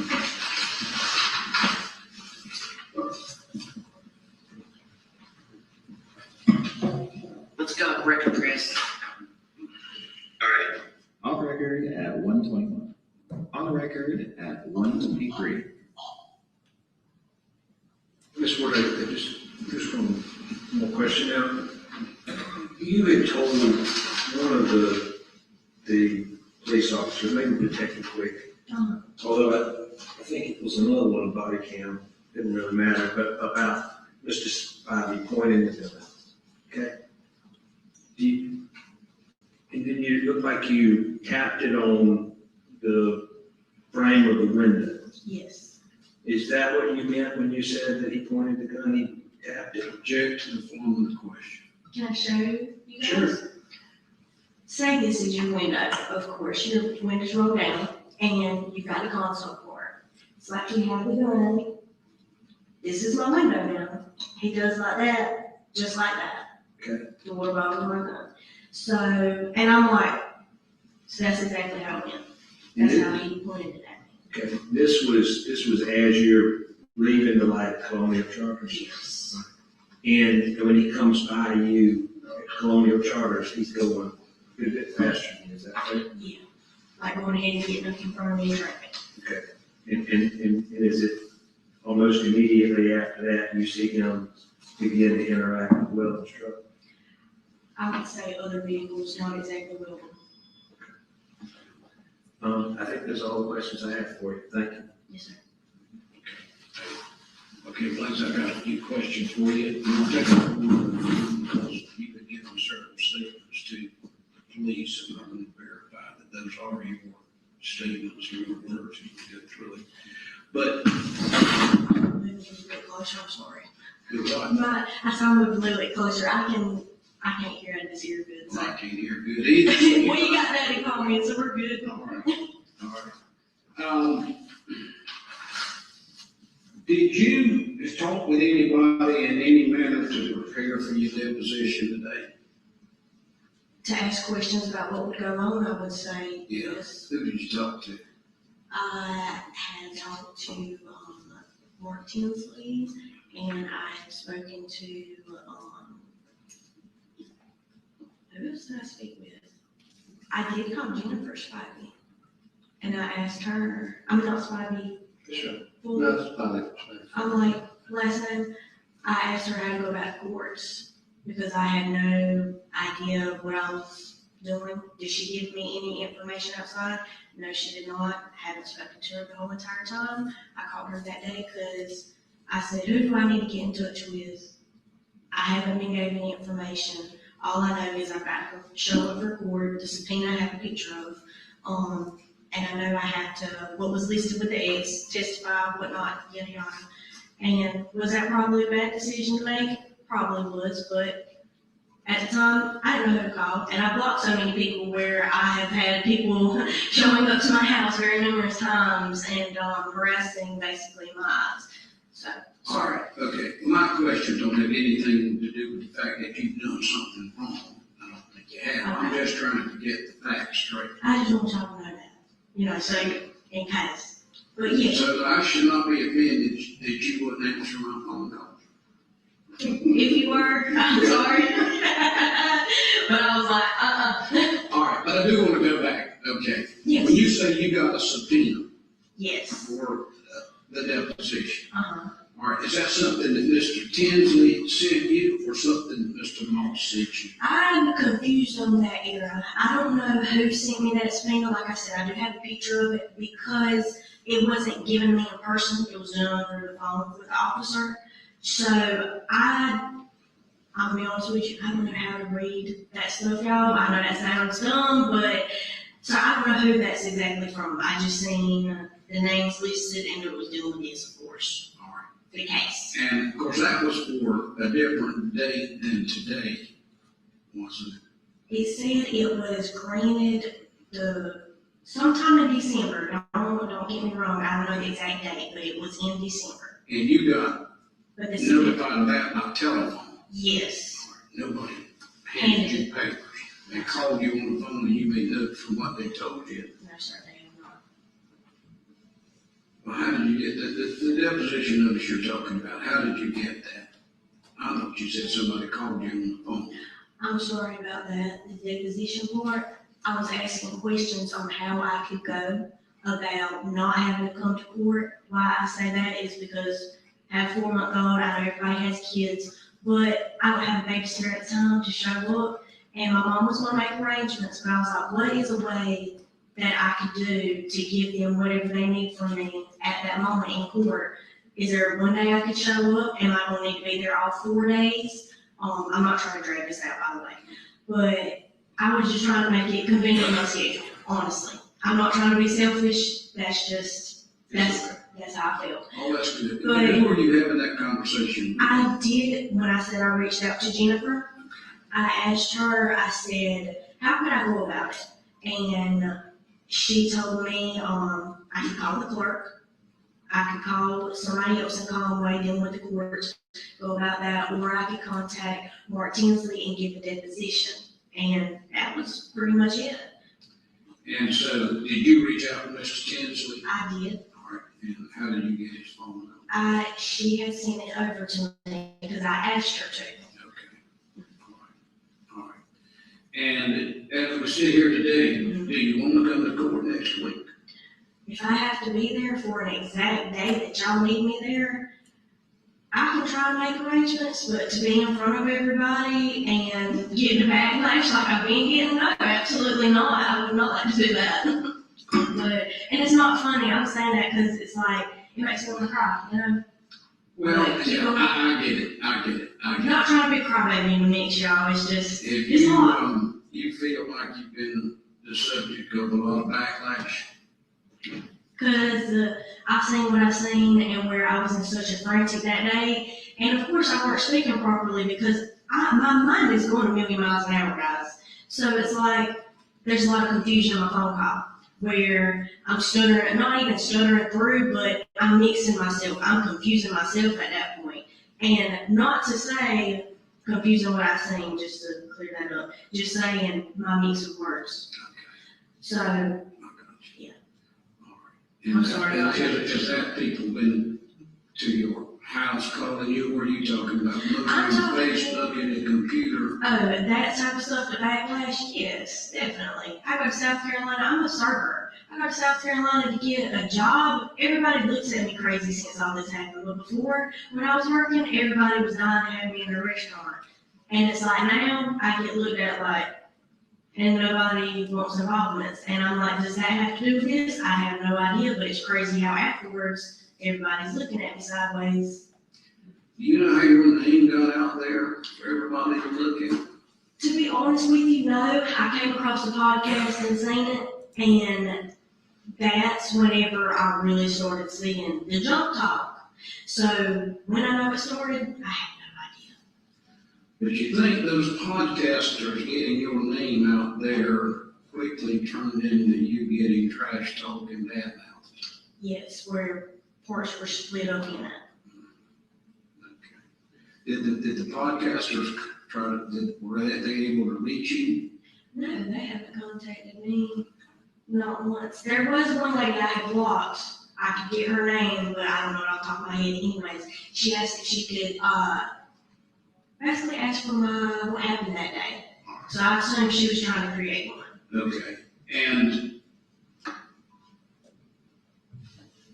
but in your mind, you were not in jumbled at times, but you know what you saw on Highway 9 that day, and you related that on the 911 call and the other interviews that you gave the police. Correct? Correct. And you haven't given a statement to anybody else? No, I haven't talked to nobody else. All right. And you did think at one time that Weldon Boyd and or Bradley Williams may have saved your life that day. At that point, I thought so. Before, I know we're talking about the incident though. Okay, before what? Before I've seen everything in the surface. I mean, just like how everybody's talking about me on social media, it was like the brush under the rug with pictures being taken of Scott, what they've said about Horry County Police Department having help, all of the stuff that's came to the surface on the case, dealing with him, and the phone call he made to his mom.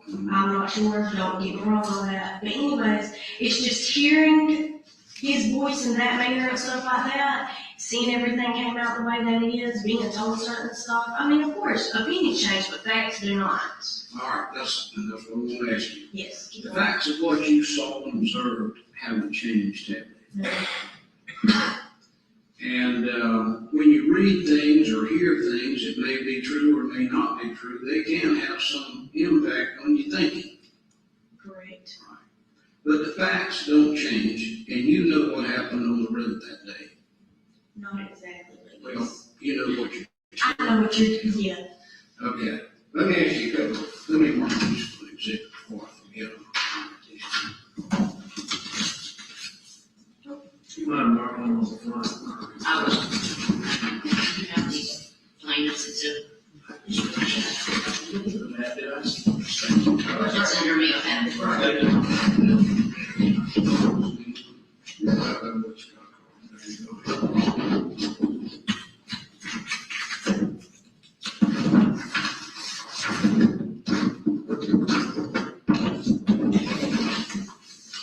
All right, ladies, you know if I call you ladies instead of this before. That's fine. Let me show you Defendant's Exhibit number 1. That photograph asks you if that is your car in the red circle. Yes, sir, it is. Okay, and let me show you Exhibit number 2, same question. Yes, that is my car. And plaintiff's exhibit number 1. Yeah, I picked it in there as well. Yes. Okay. It's not certain, but it's the white. It's a white car behind the gas tank. Yes, right there, black bumper, Yankees. Okay. All right. And you were traveling by yourself that day. Yes, sir. All right. On your way home, coming from work or? Yes, sir. Okay. And the first, well, let me do this. I'm going to play you 911 call for you. Is that okay? You don't like 911? Well. But you can, I know that. Yeah, okay. I need to play it. Okay? Yeah, Just so you can confirm that you talking your statement. I agree that, sir, talking. You don't have to. I know, but I want it for the record. What's your go ahead. Okay. Yeah, so ahead, O'Brien. Well, you wait a second, and then I'll tell you when. Let me ask you this, please. Your 911 call starts with what's the address of your emergency. And your answer is, I'm on highway number 9, about to come up on, I'm on highway 9, about to come up on the Minuteman and Longs and Little Cedar right here in Longs. There is a guy that is waving a gun in front of me, trying to shoot at my car and other ones beside us. That's an accurate statement, right? Yes. All right. And the first time that he had pointed his gun at you was back at Colonial Charters, that's when you first saw him with a gun. All right, and you got to answer yes or no, you can't say. I'm sorry, yes, I'm sorry. All right, and he pulled up, that's okay. All right. But he pulled up beside you and pointed the gun at you in the manner that you showed us a few minutes ago. Yes, correct.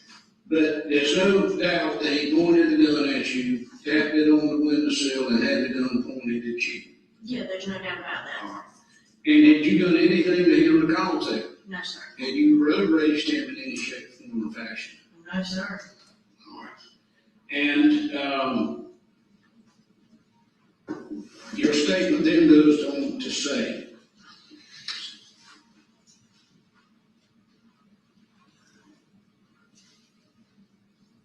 all right, now here it says, it does say here, that you said this is your 911 statement again.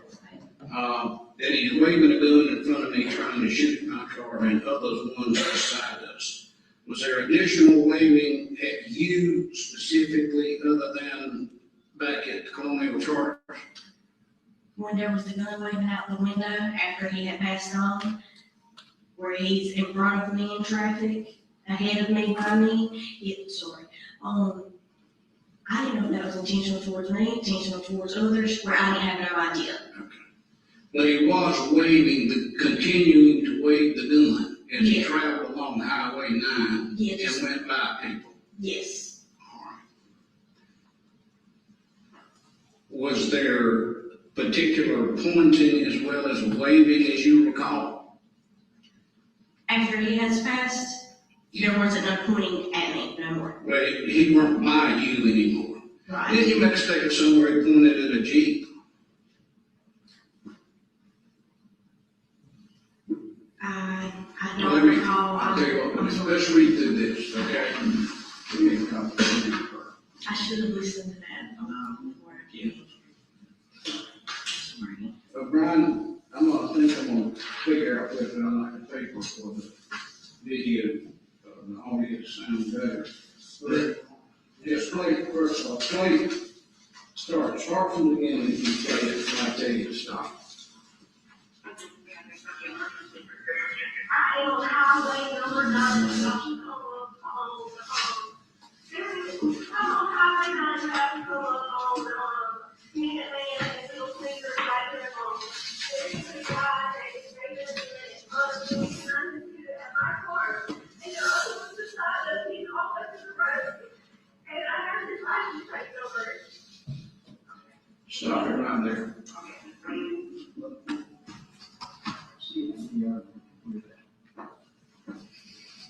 Can the videographer hear that? I can hear it. All right. That's your 911 call, first part of it. That's you talking? Yes, sir. That's your call? Yes, sir. All right, and that's an accurate recording of what you said? Yes, sir. All right, Brian, go ahead and play. And he's pointed out the window at everybody. I don't know if he's under the influence of anything because he's all over the road. He's just acting like I run off the road completely and he's back on the road now. I'm all too ill because I don't know what this man's doing. That an accurate representation of what you said, please? And I'm sorry. No, to have you do this, but maybe it might keep you from having to come to court. Yeah, no, I understand completely. I'm sorry. All right. Let me mark this as an exhibit.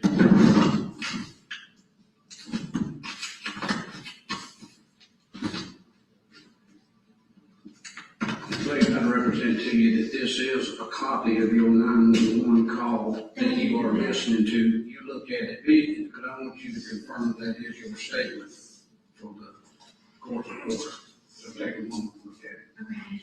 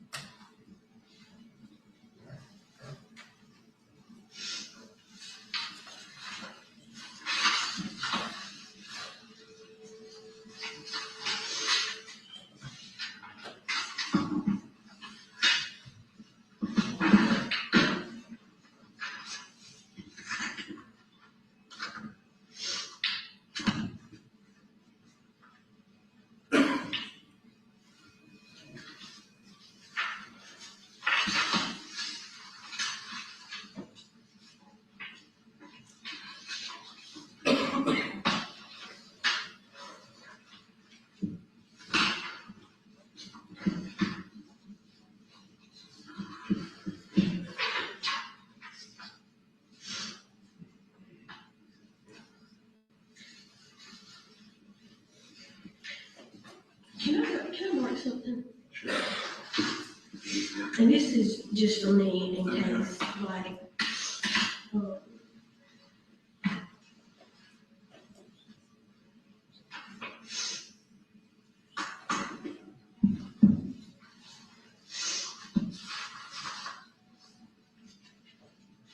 and I say I need to mark this because I can see confusion being right here. That's why. Okay. It's all correct now, don't get me wrong.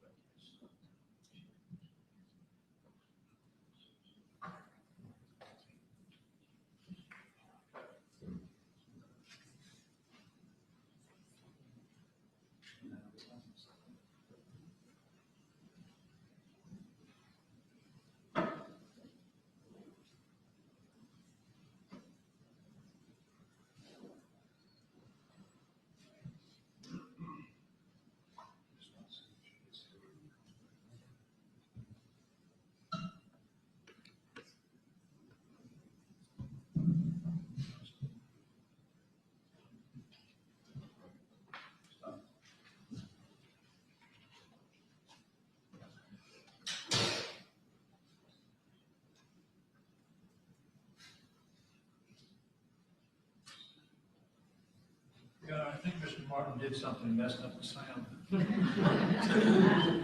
the first time.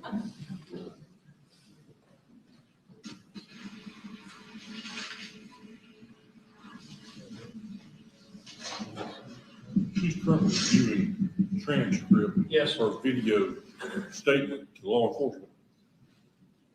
I think it's the 911 call. Same thing. Yeah. He doesn't get reviewing the transcript of the 911 call. Be sure it's first.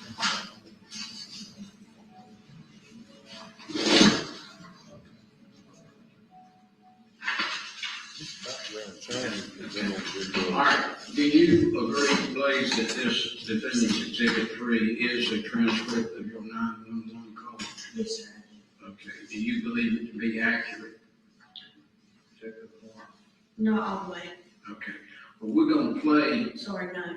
okay, we're gonna play pieces of it, and when somewhere that you think it may not be accurate, let us know. Okay. Okay, all right, let's play some more.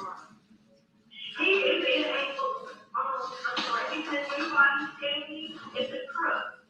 It's a CNC, I want to say, or a Chevrolet. Black.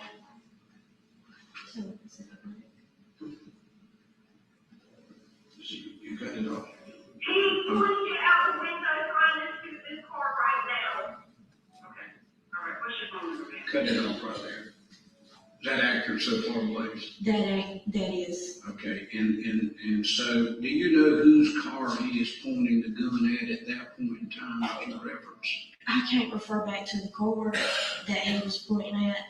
No, sir, I cannot. But it was just another car traveling down Highway 9. Yes, sir, it was. All right, go ahead. Oh, 910.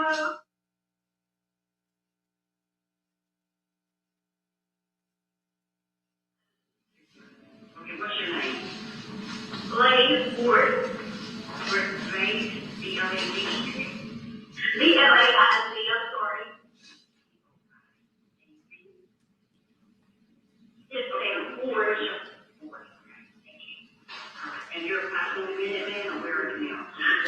Now I am approaching, like I said, I've been heading through homes now. I'm about to come up on the, I think, one bay off course. Or Catholic Center, close towards the fire. That accurate, Blaze? Yes, I'm listening to myself and I'm all jumbled up. And keep going, I'm sorry. Keep playing. The fireworks store.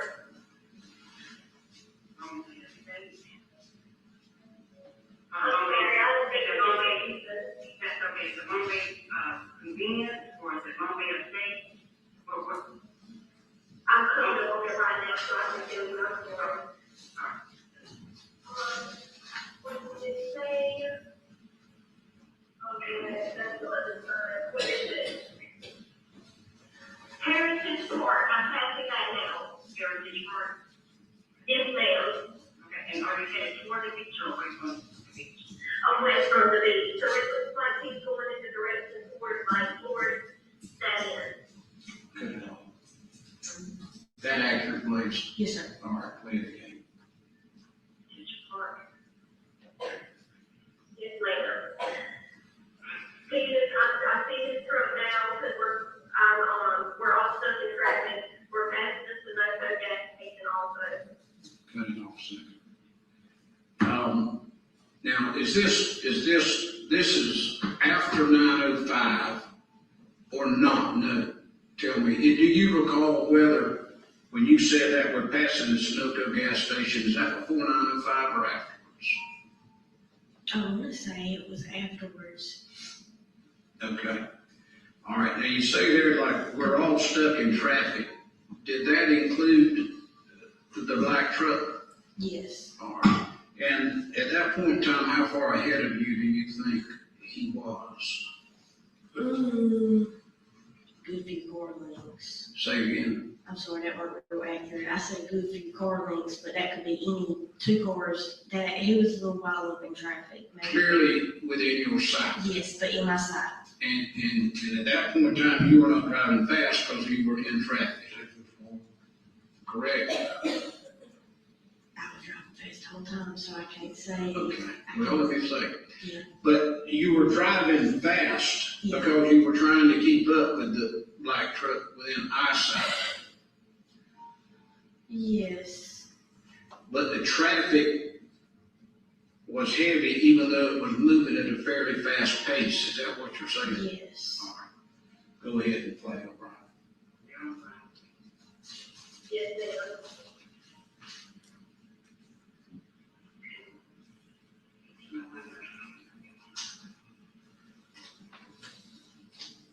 I'm not trying to speak ma'am or anything, I'm really trying to get away from this guy, because I really don't want him to excuse me. Yes, I want to, you can ask if you need to. Okay. Is that an accurate statement on your 911 call? And I was like, hold on, can we back play just a little bit so I can be. Yeah.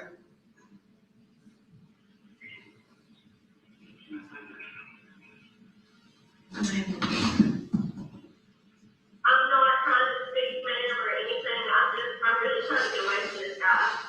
Right there, whenever I said I'm really trying to get away from this guy, I shouldn't have worded it the way that I did. I should have said I'm trying to stay in the traffic, back away, but I'm trying to keep like my eyes locked in on what's going on so I can keep telling you the process of it. That's what I should have said, and I completely twisted my own words up. All right. But Okay. So with that addition, it's accurate, right? yes. Okay. And it's clear that you at this time, or it's clear that you are trying to keep the black truck in view so that you can tell the 911 operator where it's at and what's happening. Yes. Did you think that they needed to get a police officer out there to get him off the road? Yes. And did you think it was important that you help do that by following him in order to provide information to the 911 operator about where he was and what he was doing? As long as he was in my eyesight and my direction I was going, I was going to keep her on the phone and give him that, yes. Okay. And two, for my safety. Sorry, I didn't mean to just like blurt that out, but I'm like, ah. Okay, I got you. All right, play a little bit more. Because I really don't want him to excuse me or nothing. Stop right now. Did it cross your mind that he may shoot you? Where I had already seen the gun, I don't hold nobody account. Like, I put up past nobody. So yes, I very well thought he could have turned in any point in time in traffic and seen my car or whatever and thought, that's the car I pointed at or something. Very well, you know. You were scared. Yeah, I was scared. You wanted the police to get him off the road. Yes. Go ahead. Is he following you, or is he just driving down the street? He's just driving reckless, and he's in one lane, and there's two trucks behind him, and he's back and forth. Things like, he's getting mad, I guess, because of traffic, but he won't move out of the way.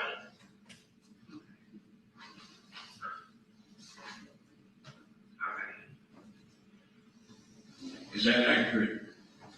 That's Ladies? accurate.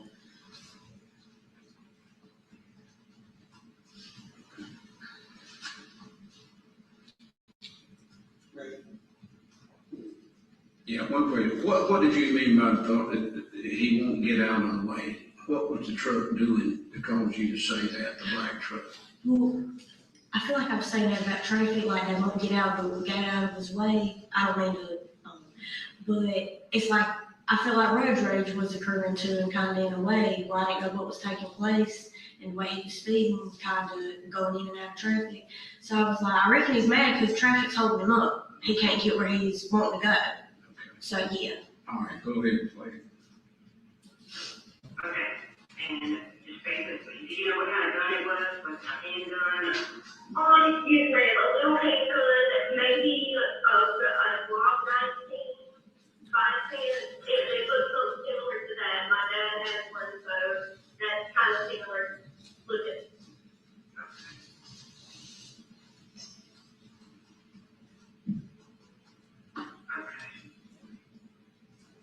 All right, and it's just that one vehicle that's involved in Yes, ma'am. He's the one causing the disruption right now. And by he's the one causing this disruption right now, do you mean Scott Spivey in the black truck? Yes, sir. All right, go ahead. You said he's going for a beach as well, right? Yes, I'm sorry. He just turned down, okay, what is the road right here? Camp Farm Road. He just pulled over on the side of the road. Actually, I am not, oh my God, oh my God. Can we pause real quick? Yeah. Okay, whenever I said he pulled over on the side of the road, y'all, I really meant he stopped dead in the middle of the road. Scott did at the time, but from my eyesight, I was like, is he pulled over on the side? And I say he was in the middle because afterwards, so that might not matter right now. Okay. But what you're saying now, he, in spite of what you said here, what you saw was he stopped in the the road. Mm-hmm. Okay. Now, how far, And that's Camp Swamp Road? Yes. and how far do you think you were from Camp Swamp Road when you made that statement, when you saw that he had stopped there? I live, well, let me backtrack. I was a little distance away because I had on my turn signal. I was that far up that I had my turn signal back to turn on that road. If that kind of helps, I don't know. And then I turned in immediately after because at the time I was like, are they about to have an altercation? Are they about to like fuss and fight? And so I was just gonna go around it, but I had to stop because what at the moment was taking place. And up until that point in time where you had just told her that the one causing the disruption is the black truck, that truck, and you didn't see the white truck causing any problem, did you? At the time, no, I did not feel that way. Okay. Now, I did not see it that way. okay. And of course, obviously, this statement was at the time, 2.5 years later. And you made that statement before you heard all this other stuff people were saying, which may have been true or may not have been true. True. I also made that statement whenever I had no idea like exactly what was going on. Just being in the dead set of the moment where it's the heat of the moment kind of, and you don't know what's taking place, you just call it how you see it at the time. And what your focus is on is. All right. Now let me ask you, well, go ahead and a little bit more, Brian. We might have enough. I don't know what's going on. He's jumping out of the truck. I'm turning this thing. Stop. That's it. Yes, go ahead. Okay, we stopped because you said this. What do you- Sorry, I know you were looking too, so I was like, maybe he has questions. I said that, of course, I cannot take that away, but I shouldn't have because I put 2 and 2 together in my head, going back to seeing the gun, and I thought, oh, me in my head, +2 + 2, 4. You can see the outcome. You're going to think, oh my gosh, the windshield's blowing out, so he's shooting. That's what my mind resorted to, and I jumped the gun and I said, he's jumped out of his truck. Whole time, I didn't see that happen. I did not see that happen. I didn't see nobody get out of either vehicle. I just wanted like to clarify that. I messed up. That's good. Go ahead, play a little bit. There's a truck behind him, and oh my God! What happened there? All right, and so I'll ask you today, what did you see, Blaze, at that point in time? During that time, I was just turning on to Camp Swamp, and I was halfway hanging off the number 9, my back end and front. I'm seeing Weldon's truck, which is in front of me. I'm seeing him stopped, and the black truck, Scott, stopped, and I'm seeing just dust of glass flying out of Weldon's truck. Where I'm parked at, Weldon's truck, I'm at an angle. So I'm seeing the passenger side. I'm not seeing nothing taking place on the driver in the middle of the road. I see that, I'm trying to spin up out of there. And when I say that, I'm trying to go in the other lane and I'm almost hitting another car. But that is what I seen was was his windshield getting blown out, and I knew somebody was shooting at that point, you know? Yeah, I got you. Okay. I'm not trying to be too much into talking. I'm sorry.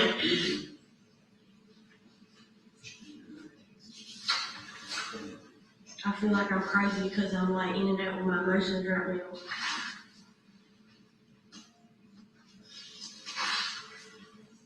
Sorry to interrupt for a second. Please, this is Chris. Yep, Yes. you got it. That's what I was gonna ask. Time you said that, I said, oh, hold on, I don't know if he can see me, sorry. Okay. Yeah, I'm not gonna use that anymore.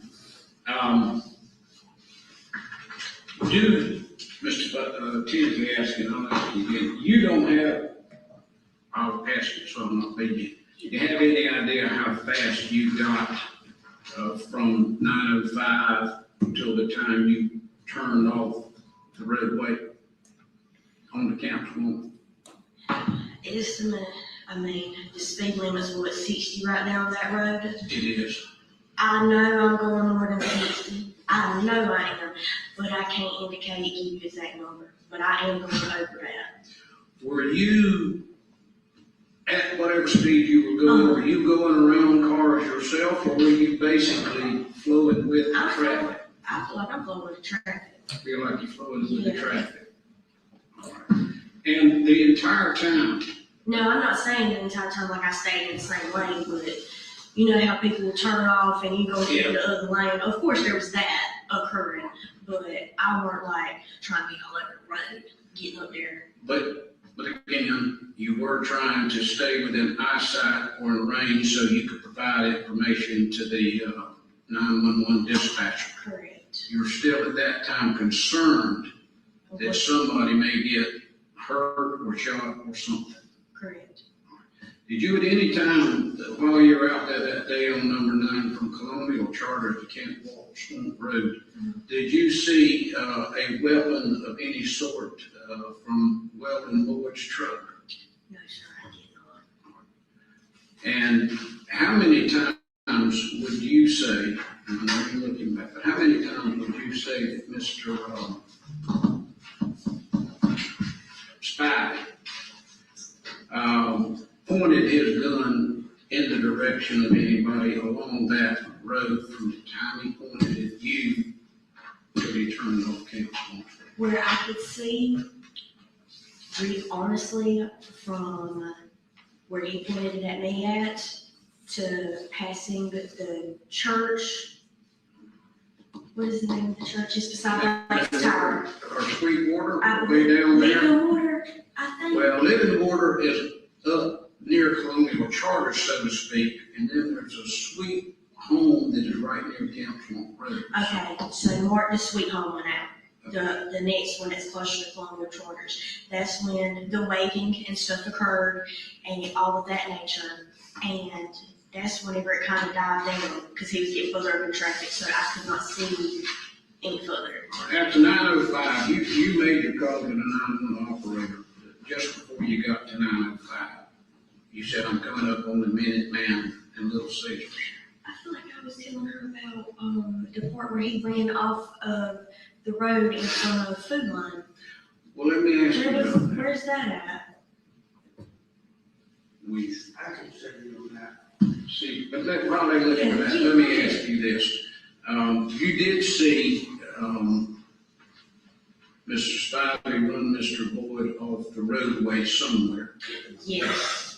And I think I've seen some statements that you thought that was near the Food Line. Yes, coming up on that Food Line before you hit Minuteman and 905, there's a Food Line to your left. And that median in the, well, not median, but the grassway in the road, it looked like Weldon just ran off the road. And that's where I was referring that to. About that whereabout, where I'm back in traffic, they look further up than what they are. So if they were right at the Food Line, I can't say that. All right, and when you say in your 911 statement that he ran him off the road, that's accurate, correct? Correct. Did you see any brake checking, as we would call it, where the black truck got in front of the white truck and maybe hit the brakes? That's what it was looking like, yes. That's what it was looking like. Like that back and forth in traffic when he would swerve in front, that's what it looked like. But I think about traffic too being kind of wishy-washy, but yes. And do you still today believe that the one causing all the trouble and all the disruption was the black truck of Mr. Spivey at that time? In today's eyes, do I view it that way still? Well, what did you see Mr. Spivey's truck do? I mean, yeah, Mr. Spivey's truck that you thought was disruption along the road? The way that he was driving, how I explained to the operator on the phone, how it was just the craziness in traffic, how you're all over the road, and that's what made me think, what is going on here? So that's what I meant with disruptive, and I mean, you have sorry. Well, let me show you right quick without you finding that. If you would just read for the court from line 12 up to line 20 there.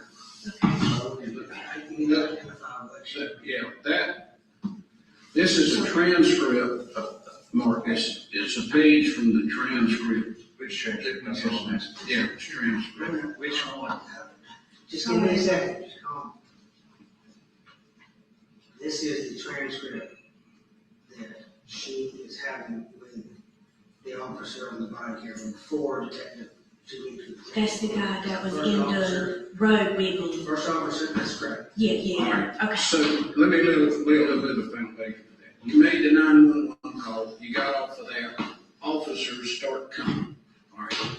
And you left the immediate scene and drove up the road a short distance. Yes, to a parking way like meeting, I guess you could call it, yes, and I parked right there. And you told the 911 officer where you were. Yes, I was trying to describe to her, I don't feel like she knew, but go ahead. You don't think she was getting it? Yeah, because there's a lot of alleyways, so how was she supposed to know which one I was at? Right.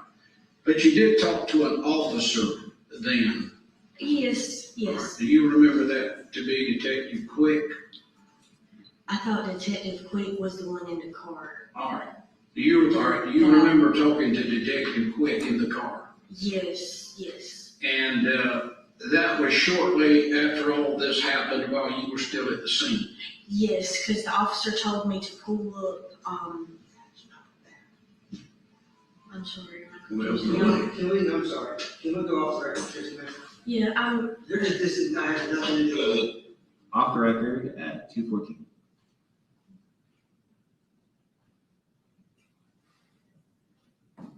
I'm going to show you, this is an exhibit, please ma'am. Sure.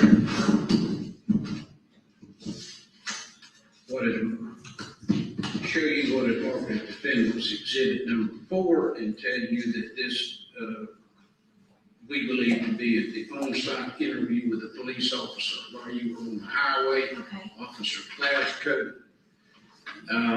We previously known as defendants number 7 in other places. Well, here it's defendants number 4. Okay. Okay. We had enough trouble like together. But I don't want you to read this whole thing. Can we agree that this is the class co interview? Sure we can. All right. And during that interview, you had some conversation. Of course, again, you were telling him what happened as best you could. And let me direct you to page, first of all, this is page 4 or 5. 4 through 5. Yeah. Page 4. Ask you if you would read into the record line 12 to line 20 there. Gotcha. You want me to read that line for you? Yeah. Gotcha. Miss Ward, the black Chevy, the black, and I have his license plate number 2. I gave to the lady, but I have it in my notes. Anyways, waving it at it, the white truck wasn't doing anything to him. He was literally following behind. The guy has a trailer on the back of his truck, white truck.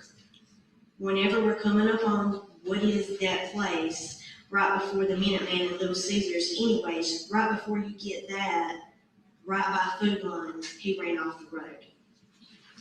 Next page, keep reading. Gotcha. You want me to stop it any place? Yeah, go down to line 6. 6, okay. Line 1 through 6. Like the dude in the black truck ran him off the road and then he swerved back on the road. So basically, he's causing destruction in traffic and same thing's going on the whole way until we get to right here. They're both turning down. The black truck slams on brakes. I make sure I'm not going too fast. All right, that's good. All right, and that's the statement that you made to Officer Glasgow, right? Yeah, I don't remember everything y'all, but The yes. officer in the roadway. Yes, yes, And that's accurate as to what you told the officer that day. yes.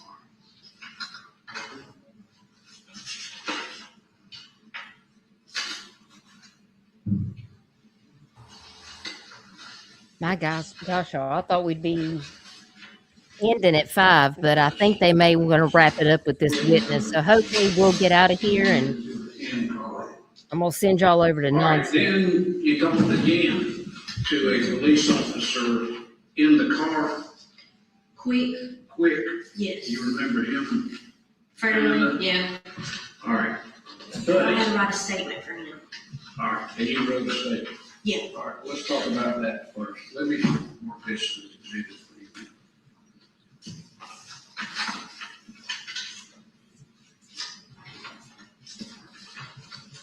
All right, let me show you what's marked as defendant's exhibit number 5 and ask you to take a look at that. You can read it when you want to.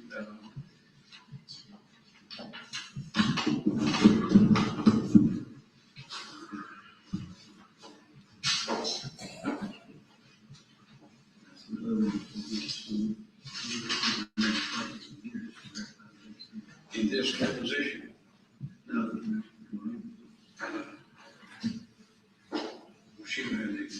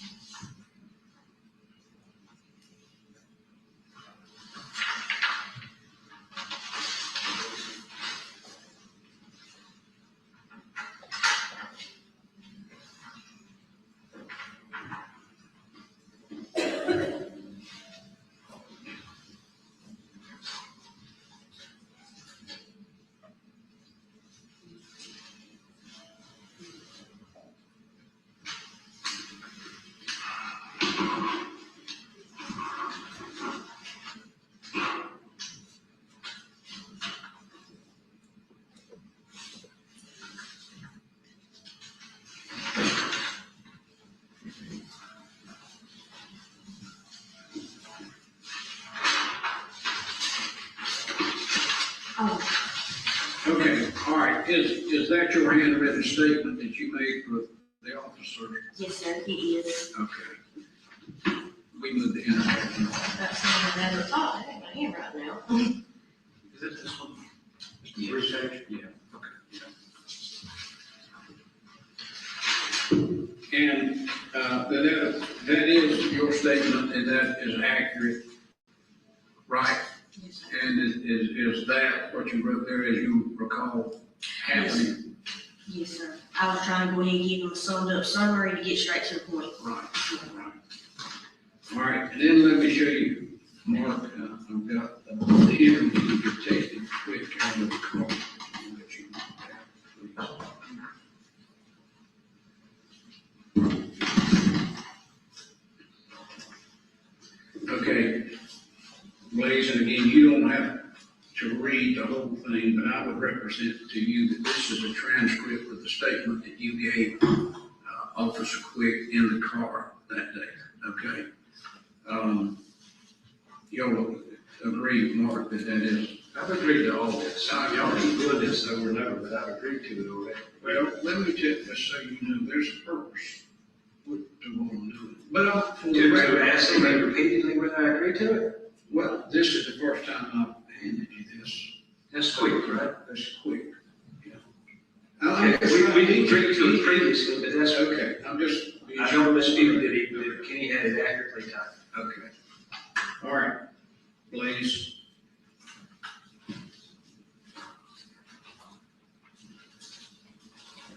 You do say in exhibit number 5 that you mentioned on passing Bell and Bell, but I noticed it's black truck driving recklessly. So you first saw him up at Bell and Bell, and then it was a Colonial Charger thereabout that he pointed the pistol at you. Yes. And he was driving recklessly at that time, per your statement. To me, whenever I seen him at Bell and Bell, just so like we have corrections and stuff, whenever I seen him, I didn't know what direction he was coming from, if it was from the same direction I was, like.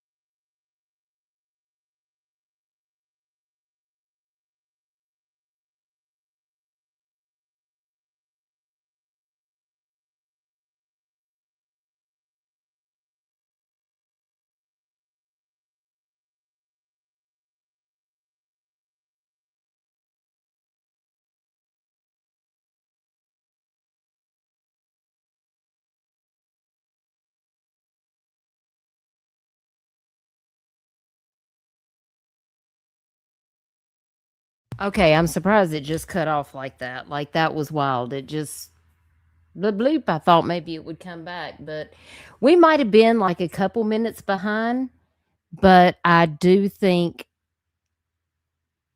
I didn't expect it to end that abruptly. But and just to make sure that we're clear, like, I know people are saying like plaintiff and prosecution and things like that in the chat. And I just want to clarify, like, the plaintiff is generally not the prosecution. The term plaintiff refers to the party initiating a lawsuit, like in a civil case.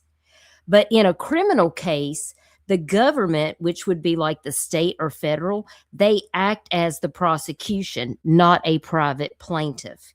So, like, when I'm talking about the plaintiff, like in a civil case, that is what Mark Tinsley is representing, is the plaintiff, which is Scott Spivey's family, because they are suing for wrongful death against Weldon Boyd and Kenneth Williams.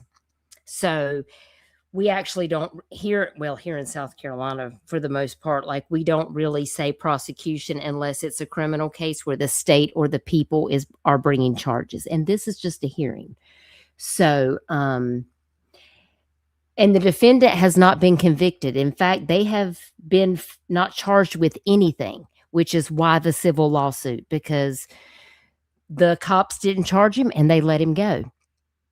And did not charge him with committing a crime, with unaliving Scott Spivey.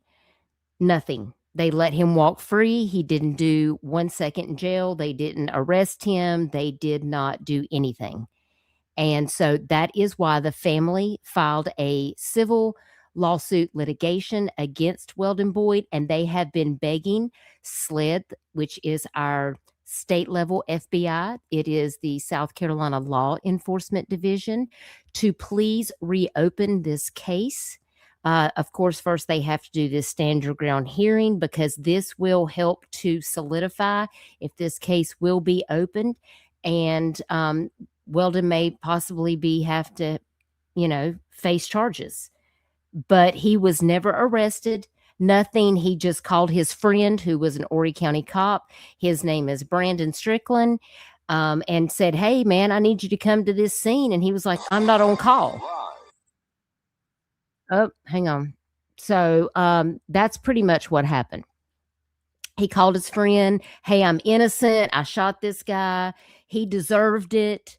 Like all the 911 calls were there. I encourage you, if this case has piqued your interest and you are new to what we talk about here with corruption in the state of South Carolina, where I live, please go over to the Crime and Corruption playlist and check out some of my videos. And please go back and watch some of the things that we've talked about on Scott Spivey's case. Listen to those. I encourage you to listen to the 911 calls. Look at the evidence. Listen to the recorded calls of Weldon talking to the cops and also saying that he had a fucking great time and he wasn't going to lie about it. Yeah. In front of his mother on a phone call to his friend with the Horry County Police Department. He said he had a fucking great time after he shot Scott Spivey. He had a great time. So, to me, there is just a whole host of things that do not fit in this narrative, and we are standing up here in our state to say we're done with the good old boy system. We're done with this corruption. Like, we have laws for a reason, and just because you got money in your pocket, you're a businessman. It's the same thing, y'all, with the files that have been released by the DOJ. If you know, you know. Listen, just because I vote differently than other people doesn't mean that I'm not here for the truth. I think those documents should be unredacted, and every person who's not a victim, their face and their name needs to be seen, because we need to make a determination about what's really going on in these documents. You can't have somebody to redact everything and then tell Congress that they can only have 4 computers and there's 485 of them. And they're, you know what I'm saying? It's the same principle. We have people in powerful places that they want to say, hey, if we take all the bad people down, then there won't be any of our country left. Well, we got to take back the country. We have to start somewhere. This good old boy system has been going on for over a century. Like, I want to make sure, listen, victims deserve to have their story told. They deserve to be treated with respect. And I know you guys know that I'm a conservative. I vote conservative. But don't think I don't side-eye a lot of stuff that's going on. I want to see the facts. I want to see all the facts. Because I'm already telling you, Lindsey Graham is one of our House seats down here. I don't trust him. I'm telling you, money and power and greed. It's what runs this country, and they're hoping they can just, look over here, look at all these distractions, because we don't want you to look over here. No, we want to look. We want to know, because we have to identify who are the evil people, because we can't have that anymore. We have to be able to draw the line. That's why it's we the people. It's not we the government. It's we the people. We have to stand up, and that's why this is not an echo chamber. You are free to feel the way that you feel. I just ask that you treat everybody in chat respectfully, and there is a way that you can share your thoughts and feelings without attacking another person in the chat. We might vote differently. We might look differently. We might have different jobs, different incomes. We might believe differently. We might have, some people aren't religious. I'm a Christian. Some people might not even have that. They might have different beliefs, but we embrace everybody, and we don't talk about politics here. And this doesn't have anything to do with politics. Politics plays a part, but really we're talking about what's inside of a person that makes these things happen. We're talking about innate evilness that's lurking all around us. And the reason that these things matter to me is because I cover missing cases. And I can't tell you, when I read through some of this stuff about the trafficking and kids that I have made flyers for, and I see kids' names in this file, it literally makes the hair stand up on the back of my neck. If you see something, say something. We can only start where we are. I'm just trying to get the word out in my community where I live in Horry County, South Carolina, and I try to cover the Carolinas and get you guys the information out there. And I appreciate you just spending some time with me today. Y'all, we started at 9 o'clock this morning. It's 5:50. Thank you so much for choosing to spend your valuable time here on Dutch Girl Myrtle Beach. I'm coming to you live here from South Carolina. I'm going to send you on your way. I need to get over here on my YouTube because I'm going to send everybody that's in here. I think Nonsense is going live, and I'm going to see if I can get on my YouTube and I can send you guys over. I'm still practicing. still practicing all these things. So it gives me a good chance to practice on doing that. So let me get over here to my studio so we can do that. And thank you for everybody for the memberships. Thank you, Emily, for gifting 10 memberships. Thank you for celebrating your membership anniversaries today. It's always good to see you guys, and thank you for just being patient. I tried to stay quiet because I wanted you guys to hear the facts. I wanted the facts to speak for themselves without,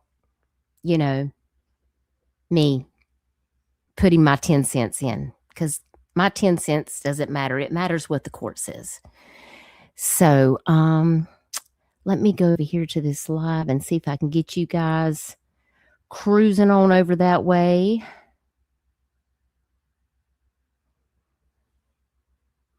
All right, here we go.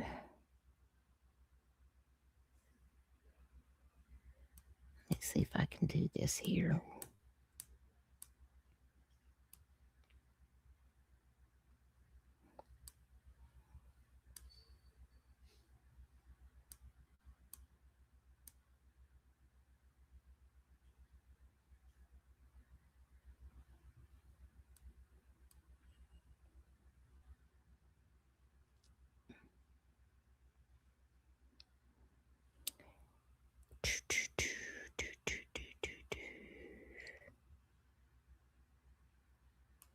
Oh, here we go, right here.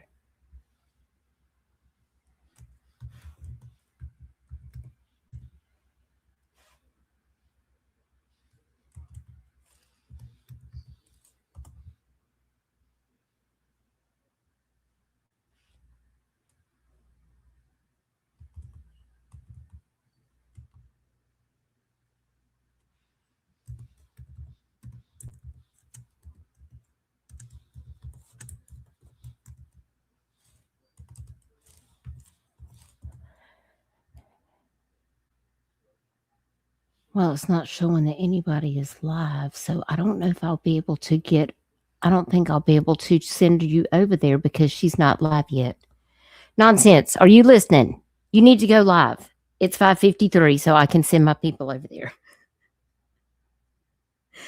So as soon as I see her, I'm gonna transport over there. So surely I can do that without having to. Videos from your subscribed channel. I don't understand why it's not letting me do it.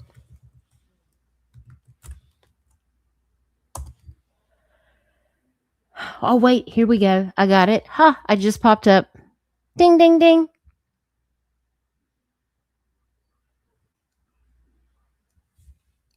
Got it. Okay. Are y'all ready to transport into another dimension? You need to make sure that you have your helmets and your waders and your wigs are properly attached to your head, because there's no telling what she has in store for you guys over there. So I'm going to give you guys a little play out song, and we'll go ahead and get you guys over there, and I'll see you guys over there. I got to go make some dinner. Maybe I can bribe the Duke into making me something for dinner.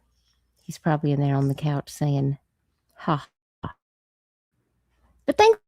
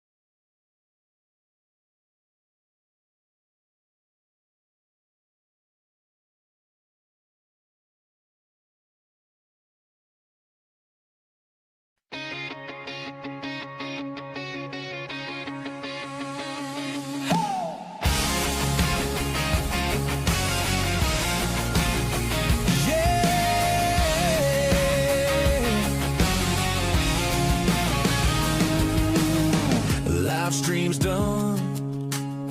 Screen goes black, but the name still lingers in my mind, no cap. Y'all pulled up chairs to this little light. Turn these old cold files in a hope tonight. Yeah, y'all come back now you're here. Duchess and her team will be right here. Cause without y'all, these trails go dark. Every share, every voice, you light that spark. Grab a seat and stay a while. We keep it kind, we keep it clear. Let's drum 'em up. More facts, y'all come back now. You're here. You could be anywhere, but you ride with me. Turning clues and coffee and a company. Every share, every flyer, like a porch light on. For the ones gone missing, till they make it home. Y'all come back now you're here. Dutch appreciate you supporting her here. Cause without you, these trails go dark. We need every voice to light that spark. Hit that like and share this out. That's what awareness is all about. The mission is vital, working as peers. I'll see y'all on the next one. Y'all come back now you're here. Oh yeah. Oh yeah. We don't deal in giving up. We raise voices lifting up. Every view another spark, burning brave against the dark. Y'all come back now you're here. Dutch appreciate you supporting her here. Cause without